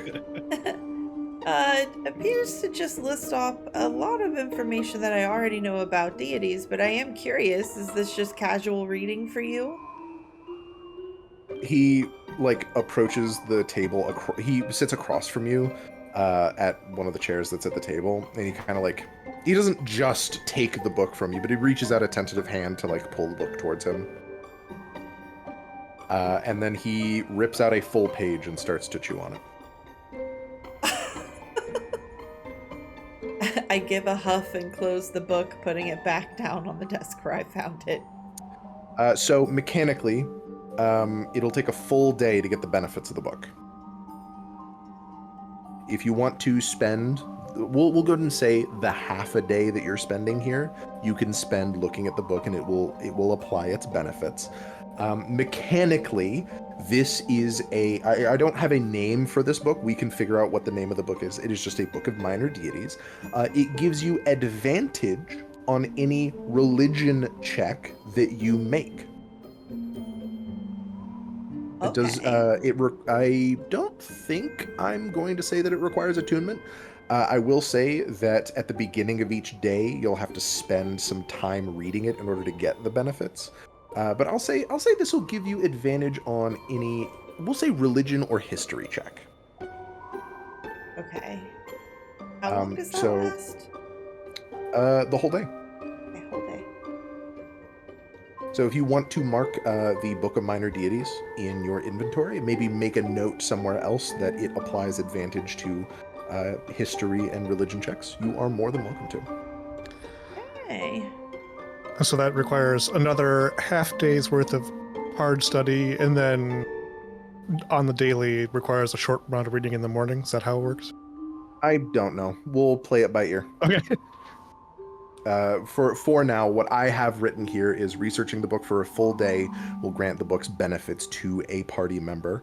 I don't have anything else written after that, but it is noted that it is a magical item. So I'm going to go ahead and say that we will flesh that out in, perpetuity for the campaign after this session concludes. For the sake of this session, as long as you spend the half day researching it, for the sake of the quest, it will impart not only that benefit, but also the quest-based benefits, which are a little more nebulous. So while you're doing that, Caius, I would like for you to make a survival check for me. Yes. I And, click. Mog spends the rest of the detect magic duration kind of like wandering down to the coast and meandering around aimlessly. Okay. That's a 15. 15, that is exactly what you needed. You are 1/2 of the way complete with harvesting the required wood to complete this quest. It takes you 4 hours to do so. If you want, you still have another quarter of the day left. Mhm. You can spend that remainder of the day collecting the last bits of wood that you need. I will, because I do not want to go back yet. Okay. Go ahead I and do not want to see him. make another survival check. This man is your nemesis. I got a nat 1. Oh my god. Wow. You know what? Oh, I'm good. no. I'm burning inspo for this one. Please do. I have something written in my notes on the case of a natural one. Is it a tree falling on you? Oh my god! No Yeah. way. My It was fucking god. That's called fate. Oh You my can't escape fucking it. god. You're kidding me, right? Okay, Can't I escape. would like for Caius to make a dexterity saving throw. Okay. Fly true.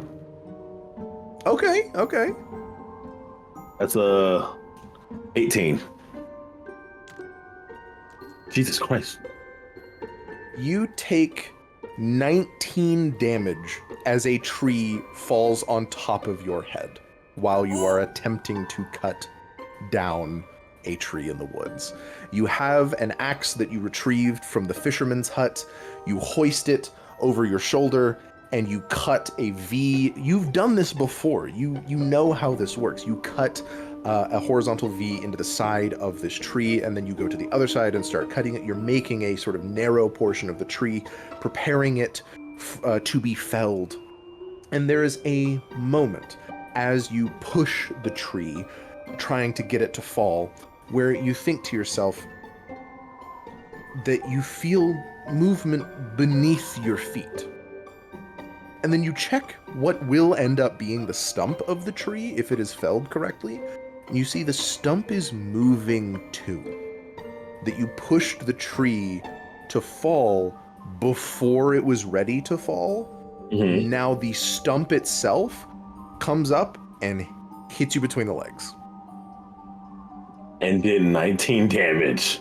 It would have done 38 and knocked you unconscious. Oh yeah, I almost died.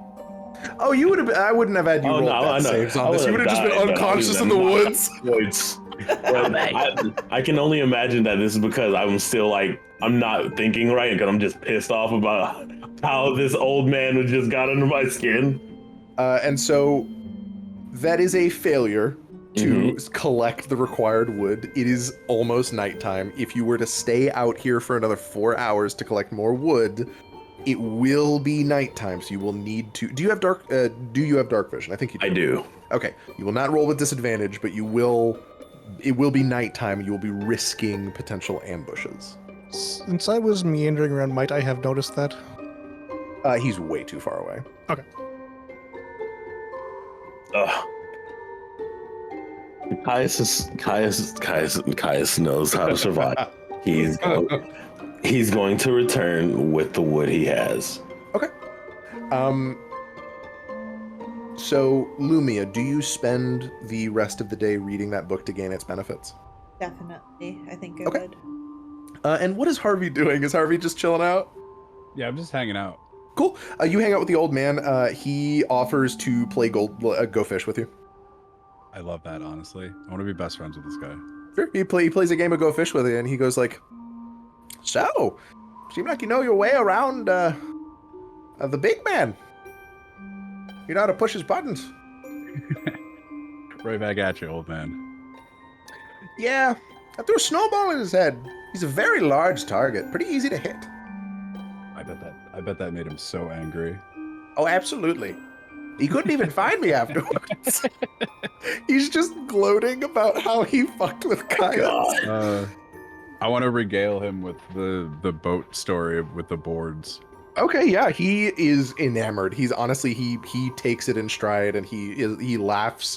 When you want him to laugh, he laughs. When you want him to be like, interested, he's interested, and he hears that story and he goes like, if I would be able to break a board with my head. No, I almost killed myself. Oh my god! What? Holy shit! It was a thick board, yeah. Yeah, it's a 2x4, I imagine.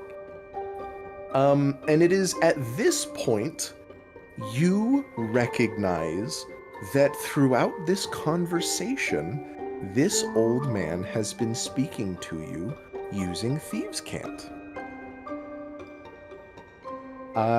He has laced a hidden message throughout your conversation and playing Go Fish with you, asking you a question that I am going to send to you in DMs. Okay.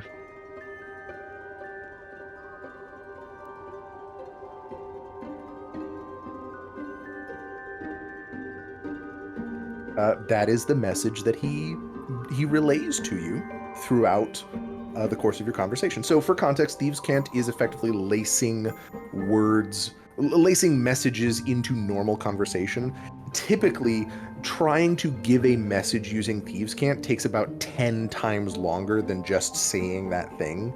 So if you were to imagine a paragraph that is 10 times as long as the sentence that I've bestowed upon you, that is how long it takes to get that message to you. So for every, so how many words is this? 1, 2, 3, 4, 5, 6, 7, 8. He has to basically give you 8 sentences worth of words and speaking to you in order to relay those 8 words.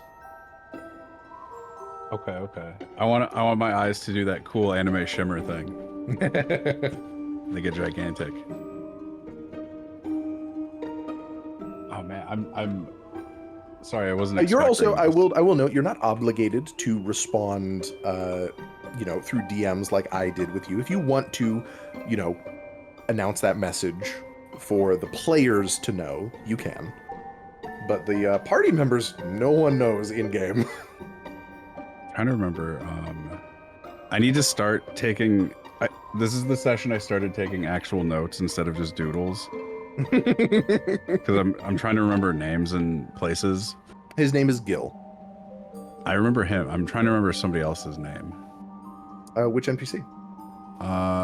That's the problem. Do you remember what they did?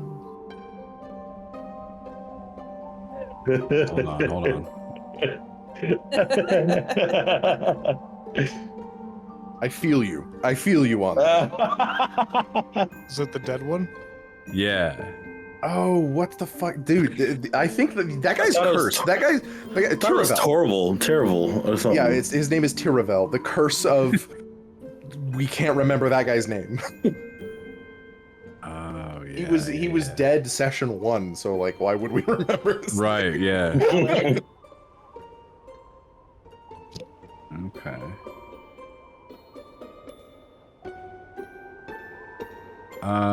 Okay, so I'm just gonna reply in Thieves' Cant back, and I'll DM you what I'm saying. Yeah, take your time. We'll say that at some point, Caius will arrive with the wood. You'll be able to have your conversation with Gil before Caius returns.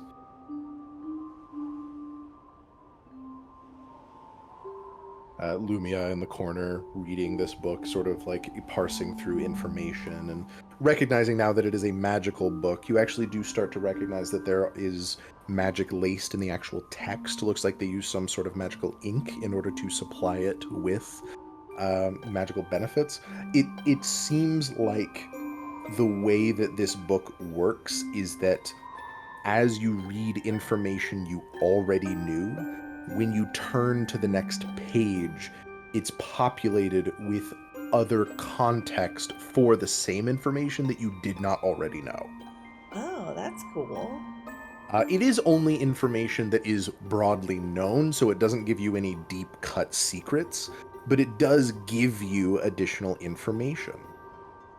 Okay. Is there actually, now that that's been stated, is there any information that Lumia would want to learn about any of the deities? Oh. Oh man. Fuck. It doesn't exist in this. I think and this is on the off chance it may not be a thing, but I'm really curious if there's like a deity that's opposing, kind of like maybe the yin to morning's yang, if there are any other deities that are related to like knowledge. So I will say that there's probably, so none of them are like explicitly opposed to mourning. There are two that come to mind, maybe even three that come to mind, whose teachings do clash with mourning. And those are Ralstorian, the god of inspiration, Bink, the goddess of opportunity, and Pleomotor, the major god of magic. Let's go, Bink. By the very nature, Bink was ironically very important for the last campaign that I played because one of our players was a worshiper of Bink. Aw. Pleomotor, the god of magic and duality, they're the deity identified by a stark white two-headed owl with one eye for each head. They're most interested in the development of humankind, and they helped Golemon shape mortal kind by creating a body to house the souls that Golemon made. It was effectively a cooperation between Golemon and Pleomotor that made mortal kind. He is known to want to progress humanity's understanding of things, and as a consequence is somewhat opposed to mourning's teachings. The god of inspiration, Ralstorian, is known to kind of like promote self-betterment, which it's not as though mourning does not promote self-betterment, but oftentimes the betterment of a person tends to come with an increased intake of knowledge that they did not already know, some of which could potentially be harmful. So again, it's not like diegetically opposed. It's not like you will hate every person who worships Ralstorian or like nothing of that nature, but like people who worship Ralstorian can be a little problematic for those who worship mourning. And Bink, goddess of opportunity, ironically, one of the pieces of information you get for Bink is that they're called the goddess of opportunity because that is a better name than their official name. Their official name is the goddess of doors and hinges. Oh. They are primarily associated with the concepts of chances, opportunity, and optimism. It is said that Bink can apply a pair of hinges to anything, including concepts, in order to open a pathway through it or into it. Which is why she is also called the goddess of opportunity. And many of those, like, what happens when you enter into a concept? That's one of those things that Mornings is like, hey, don't do that. Don't step through that door. that will probably vaporize you. And so you do learn about those three deities that are potentially opposed to Morning's teachings. You also do see the proprietor of the underworld is listed here. His entry is very short. Oh. All that it says is that the proprietor of the underworld is the usurper of the devil.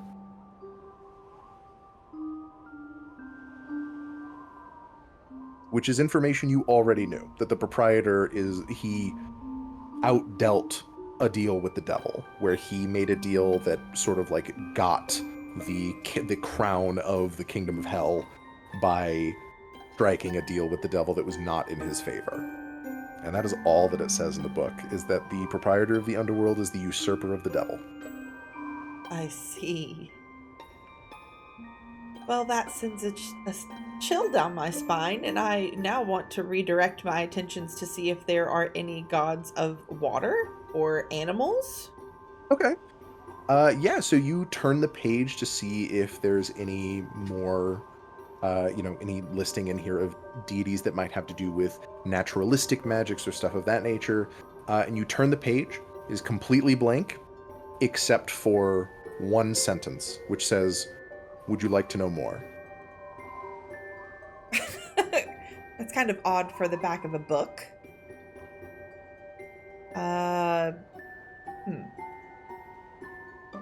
On the off chance of seeming foolish, I do say out into the atmosphere, yes. Oh shit. Okay. Hold on.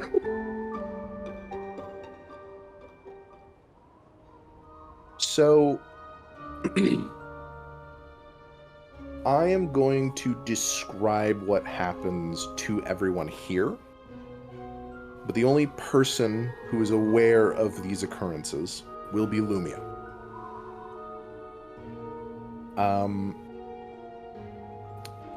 In the chair, sitting across from you, Lumia, is a man in a three-piece suit with slicked back hair, very pale skin, and red eyes.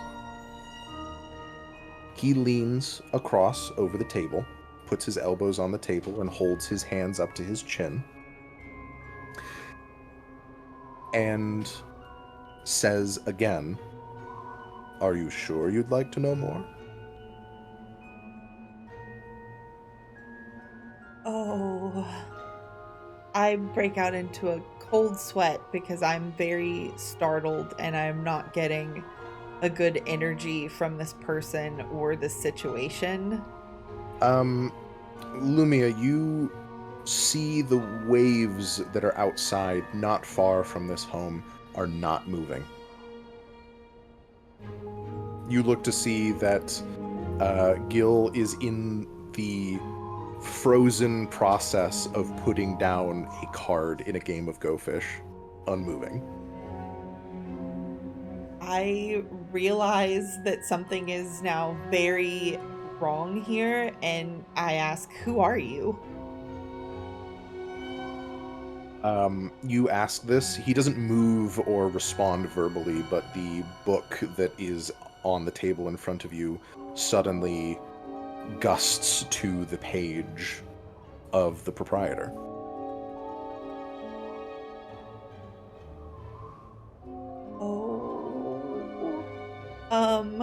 I have a feeling that you might be interested in a deal. I know who you are. Oh, no. Tally is an associate of mine, but not so much as a representative, much more of an extension, if you will. My stomach absolutely drops. What do you mean by extension? I'm sure you'll discover that in time. Why are you here? See, he kind of continues staring, looks down at the book. Because I was called here, young Miss Lumia. That book you hold in your hands now is one of a very, very few ways to call upon me. It has been a long, long time since someone has used this artifact in particular. What is this book? Oh, it is a simple book. The book itself has no real property that holds any value to me. But there are portals, portcullises, other means of transportation that I have to travel from one world to another. This just so happens to be one of them.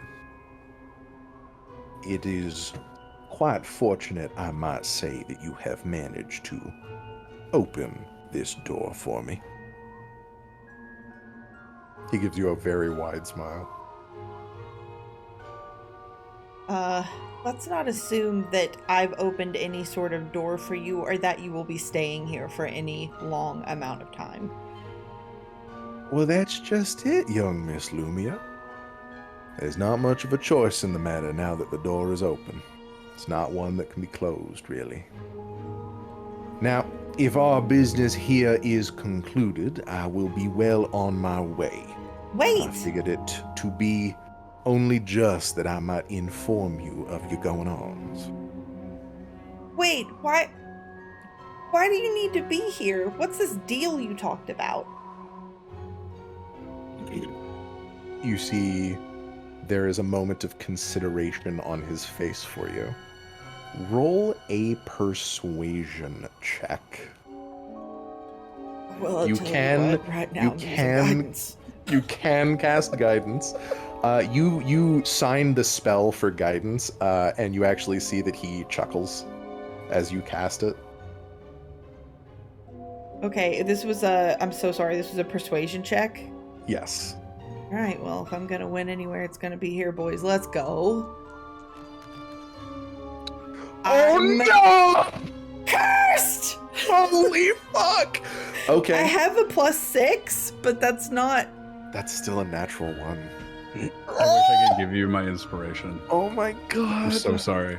Okay. Yeah, well, I mean, with the fact, like, I would normally allow for stuff like that, but time is fucking stopped. Yeah. Yeah. Oh god. Okay. You ask him, like, what is this about a deal? And see, he goes, why don't you go ahead and ask Tally that question? You might find it quite amusing. You blink, and he is gone, and time is moving as normal. Oh my god. I think after being frozen in confusion and a little bit of terror at this point, I run out of the cabin to find the nearest person to tell them what happened. Yeah, Harvey and Gil are both playing cards on a table outside. Then I'm gonna rush up to them. Guys, you'll have no idea what just happened. I just saw... I don't know who I just saw. There was something going on with this book. Something's wrong with this book. It's magical. Magical What in kind what of magic? way? I don't know. I stole it. From who? Stole it from who? I was a fellow with a funny hat. Oh my god! What kind of hat? It had a feather. It always comes back to Tally. Every single thing that happens that's bad comes back to Tally. Hold on, it could be Yankee Doodle. It could be. Oh. He leans into you, Harvey, and goes, "Who's Yankee Doodle?" You're the one that told me about it, man. Oh, shit, you're right. Sorry, I forgot. Wait. You said you stole this from him. Where? Where were you when you stole this from him? In town. What town? I don't remember. That is to be expected at your age. All right. I think it rhymed with Guarvel. He was in Swarvel. He says town, but Swarvel is definitely a city. Well, if this book is magical as you say, why are you eating the pages? They taste good. Have you tried one? No. Can I try one? Yeah. I would like to try a piece. Roll a Constitution saving throw. Oh.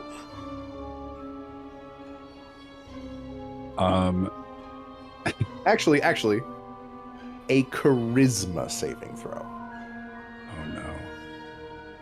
Okay. Guidance? Question mark? Guidance Oh, yeah, can only I- works. Guidance only works on Fuck. skill checks. Sorry. So an 8. So Oh, minus God. 1. Oh fuck! You take a small piece of a page, and he goes like, make sure you get some of the ink in there. It tastes good. You take a bite, you chew, you swallow, and nothing happens. You're fine.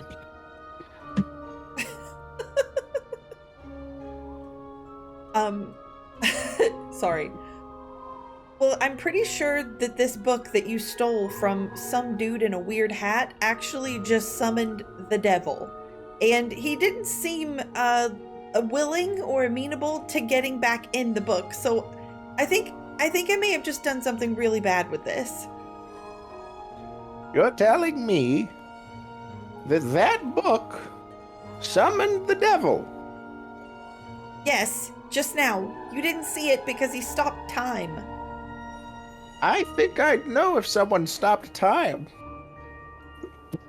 I think the point is How kind would of that you you know? wouldn't. I mean, because time stopped.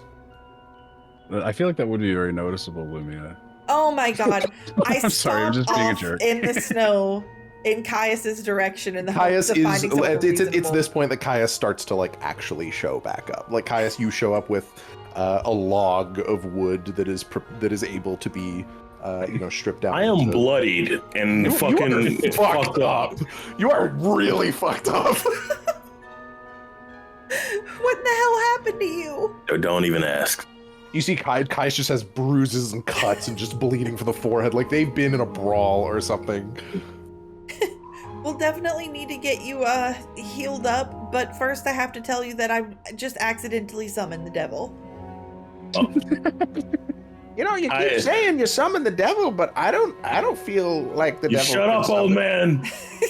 Listen, man, you got beat up by some trees.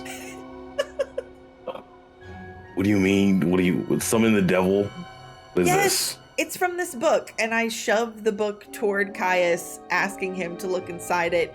I was reading through this book, and I was learning information, and there was a page that asked if I wanted to know more, and I said yes out loud, and the devil appeared, and now he is walking among us, and I can't put him back in the book.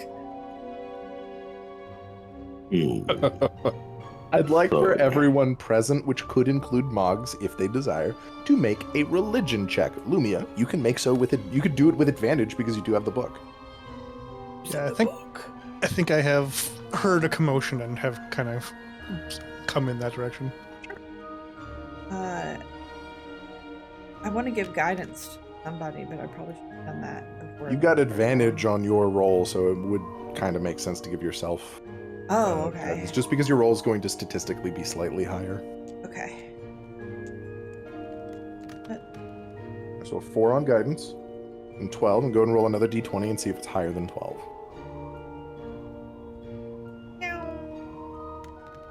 You.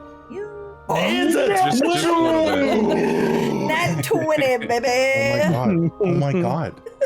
Holy fuck. Coming in already. Yeah, what are these? The rolls today have been like either the greatest rolls of all time or just dog shit. I don't. Oh man. That's it. That's the great equalizer. Never in my life have I been less prepared to honor a natural 20. Does this mean I just warp into everyone's most trusted person and they hear the message and they're compelled to believe it? No. This is for individual people to gain information. I'm going to give this information to the whole party of players, but this is information that Lumia alone extracts from what is going on here. Okay. Extraplanar creatures are dangerous. They are creatures that are of a specific alignment to a fault. Lawful creatures that only know law and for whom chaos is the enemy. Evil creatures for whom evil is the only thing that exists or is correct and for whom goodness should be destroyed. Extraplanar creatures are unknowable entities. They do not work in the same way that mortals do. Your mortal mind literally cannot appropriately comprehend the motivations of extraplanar creatures. However, the proprietor of the underworld, who you have just met, you are 100% certain of this, is not an extraplanar creature. They are a human. Oh, You know they are a human. You have heard of this from all of the stories of the proprietor stealing the crown of hell from the devil. You know this to be the case. And so it strikes you as strange that he needs doorways to be able to re-enter the mortal plane. When a banishment spell is cast on an extraplanar creature, if the entire duration of the banishment spell elapses, that creature remains on their home plane of existence permanently until they can find a way back. So if the proprietor is a human man, his home plane should be the mortal plane of existence. But he owns the Crown of Hell, which could have changed his home plane to the Nine Hells. And as a consequence, he could need permission effectively in the way of a reverse banishment spell or a plane shift spell to enter other planes of existence.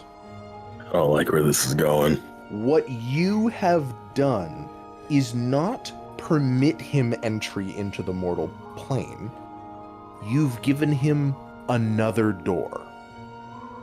You have confidence that you have not summoned the devil to the mortal world for him to remain. However, you do feel that you have some confidence that there are limitations to the manner in which he can arrive on certain planes. And by the manner in which he was very pleased that you had opened this book, you think you have given him a lot more freedom. oh boy. Serendipitous was not accessible to him until now. Shit. And again, he did tell you it is not a door that can be closed. So you may see him again. Because the book is a door. Good. You can not take the book if you want. I'm gonna put that out there. You could just leave the book. I now wonder if even if I can't use it to send him away, if I can't close the portal, I wonder if it's somehow going to be useful, because I don't know the terms of him being here. This seems like the only thread I have to try to unravel or pick at that, so I want to keep it. Okay, absolutely. And it's at this point that you're actually able to notice the book itself is still called the Book of Minor Deities, but its appearance has slightly changed. Oh. It's no longer... at first you thought it was blue. It looks like it's more of a purple. So you were saying you released the devil? Yes. He came here, and I tried to tell them he stopped time. You couldn't see him because he stopped time, and he appeared. He was in there. He was in front of me, and he told me who he was, and he seemed really happy that he was here, and I feel like he's not supposed to be here, but I couldn't stop him. He said something about a deal, and then he was gone. Guys like sits down all the logs and stuff and kind of like crosses his arms when he's not really like all there, but at the same time he's like, I guess has just had the shit beat out of him by a tree, comes back and has a book shoved in his arms and is like, I summoned the devil. it's exactly what had just happened. But at this point, I guess he's gonna look at Lumia because I'm not too familiar on like what to do in these certain points when things like this happen. So, are you saying we now have to track him down and probably get him back? I mean, I think so. It can't be good that he's here, and I think I brought him here. We have to do something. I don't know what it is. Maybe we should ask somebody about it. You can ask me. No. Okay. Wait. I know this is crazy. I know he is crazy, but here No, now. I'm not. You're right. You're perfectly sane, and we all believe that. And we would be so grateful for any knowledge that you have about the proprietor of the underworld. There's two definitions of crazy. Mentally deranged, especially as manifested in a wild or aggressive way, or extremely enthusiastic. I thought you were going to repeat the definition again. Oh my God. Caius is like slowly It's cocking a insanity. fist back. That's insanity. Points to Harvey. He puts up a hand and just like puts his hand over your fist and goes, "Paper beats rock." Anyways.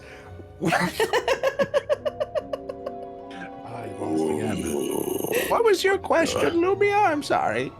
The proprietor of the underworld. What can you tell us about him? Well, only what was in the book. He's he out-deviled the devil. Kind of crazy. So that's all you know? You don't know him personally? Have you met him? Have I met? Are you crazy? This is getting us Now nowhere. that's crazy. Where's this fish? In the water. You need a boat. Did you get the wood? Points to Caius. And- Wood almost got Caius. You don't know that. No, I don't. I mean, really, it looks like you lost a fight. I had a pack of Scavardi show up. Likely story. Can we just call this quest a bust? I don't want to do this anymore. I also had a pack of Scavardi. They showed up to the house. Wait. Oh. What? Yeah. I'm saying, like, we fought together, right, Harvey? We did that. We did. We got them all. We look fine. Oh. What's the? It's nighttime, right? Yeah, it's nighttime. Do you want to just like Let's give just- him a light pop in the head to knock him unconscious? Aw. I am. If nobody stops me, I will. Don't do it. I already beat rock with paper. You can't. He did win. I did. Harvey, where's the wood you were supposed to gather? My boat is in the woods. It's halfway done. Show Where's your me. boat? Where's your boat? Show me. It's in the woods. It's too far away. Yeah. You know what? Caius is. It's too dark out to see it. Is there anywhere I can go that's not this cabin? The woods. You want to go back? I guess You already lost the the fight once. I'm not sure if you want to go back. Lumia, I can't. I cannot. Okay. Mugs, Lumia, like if you're needing me, I'm probably gonna be camping out here tonight. Why don't you make like a tree and Shut fall on up. your head again? Harvey, you're not helping. Okay. I like the old man. I want you to know Harvey is slowly losing friendship. Oh, He's losing Because his mind right now. I want you to remember Caius is not good Caius with jokes. disapproves. He does. He is disapproving a lot. So at this moment, Caius will not be staying in this cabin. He will be staying outside. If you want, you can rest in the coop. The chickens are pretty warm. Where will you be staying? My bed. Good. Stay there. As he starts. Oh, well, now moving I don't up. wanna. Lumia, if he comes near me, can't guarantee his safety. Caius romance track ruined, I am- says my wife. I am good. He starts moving off into towards the coop, wherever that is. Yeah, I mean, Gil doesn't follow you or anything. He lets you alone. Gil is like, he's obviously not all there, but he Of course recognizes he is. like I have upset a very large, strong man who will break me like a pile of sticks if I'm not careful. Like he will just snap me over his leg. Like Caius doesn't even realize he's going into a rage. He's on He's in fire. a rage. And as he's walking through the snow, Holy it's just shit, melting. Caius, you've lit the It's coop just on melt- fire! It's just melting. The snow is just melting around him. Caius, the chickens! You've lit the chickens on fire! Not my problem. What the fuck? Anyways. Wait. Oh, are they really on fire? Because I guess I could do create or destroy water. I don't want them to burn to death. But that. No. It's that didn't happen, did it? No. Okay. Okay, good. What are you hallucinating? You saw the devil, now you're seeing chickens on fire? I just may be, Gil. I just may be. Do you need me to get you some like water or maybe like a cold towel for your forehead? Are you feeling okay? That's very kind of you. I think I could just do with some sleep. Okay. I can't offer much. Obviously, this is a one-room cot. You're welcome to stay here if you don't mind my snoring. I can set up some, places for your sleeping bags. I would hate for you all to have to sleep in the dead of the night, in the winter, in the north. This is really Outside. cold. Yeah. The whole 9 yards. That's very nice of you. Thank you. Of course. He does actually set up some, what looks like some burlap, rucksacks and stuff like that. Basically making like makeshift bed cots for you guys. And he's like, I'm gonna leave the embers of the fire running through the night so it should keep the house warm. If your big friend decides that it's too cold out there, I'm also gonna leave the door unlocked so he can come in, okay? Okay. Thumbs up. All right. And the moment he lays in his bed, he is unconscious. He's like, all right, good night. Sets his head down on the pillow and Oh my gosh. he snores very loudly. I like to imagine he does the inhale and then the me. Yes. Oh my god. So anyone who wants to, take their rest here for the night, absolutely may. Is there anything anyone is doing through this night? Because if not, we'll probably call the session there. I think so. Throughout that entire exchange, Moggs has just been like looking back and forth and essentially just like stun lock. Like didn't know what to do, didn't know what to say, didn't know where to be, was just observing. And as everything's settling down, she'll go over to Lumia and go, where should I sleep? You can sleep wherever you want to, Mox. Okay. Are you good? Yeah. I If guess. Lumia wants to make another insight check, the one that they failed earlier, the DC 12. Let's see. Didn't want it. Guidance. I know, right?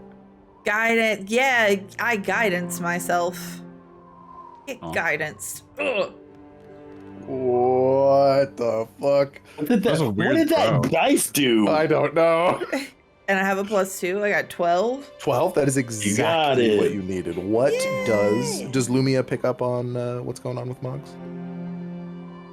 Yeah, I would say so. Like Lumia probably has the most insight into Moggs at this point of the party. Yeah, you pick up on, like, obviously something is wrong. It seems like they maybe feel like they possibly overstepped a boundary that they didn't realize. The fact that a spell was cast on them, they woke up somewhere that wasn't where they, wasn't their place, stuff like that. Okay. You So I can be guess- more specific if you want to, Finn. Sure. Yeah. So, I suppose just piecing the thing, all of it together. Lumia quickly became a important person to Moggs, and Moggs feels like she has done something wrong and she is not sure what or what all she has been doing that is wrong or has been correct, and doesn't know where her place is anymore because she thought her place was next to Lumia, and then had what is essentially an aggressive spell cast on her by Lumia, and then woke up in a completely different room. Moggs, you haven't done anything wrong. The only reason I cast sleep on you is because it was obvious to everyone that you were about to keel over from not having rested in several days at this point. So it wasn't cast to hurt you. I was putting you to sleep to try to help you. Oh. I mean, yeah, I guess. You could have also asked me. That's totally fair feedback, Moggs. I'm sorry that I did not ask. Okay. So I can sleep next to you? Well, here's the thing about consent and boundaries, Moggs. They do go both ways. And while I don't mind you sleeping with me sometimes, I also like my space from time to time as well. And I would love for you to be able to sleep with me tonight. That's totally fine. But I don't want to hurt your feelings if in the future I need some space. Okay. Is that fair? That makes sense. And I promise I won't cast sleep on you again. I mean, you could do it if you need to, but just like, I don't know. I felt like there was some steps that were missed, and I didn't know why. That's totally fair, and that's my fault. Okay. Can I give you a hug? Sure. Like, give a little shin hug. Yeah, kobold on the shin, maybe up to the knee. And this touching, heartfelt moment between two members of this party. Do you want to sleep in the same cot? Yeah, that's fine. Cool. You guys get some wonderful sleep in this place. And as you guys are drifting off to sleep, the nebulous nature of this person that has arrived, that only Lumia bore witness to, the interesting information regarding Tally and his relation to this person, as well as the nature of Caius's mother and her presence here in Erendipitous. All of these things and more in session 5 of the Crown of Brambles. God That's what damn we're it, dude.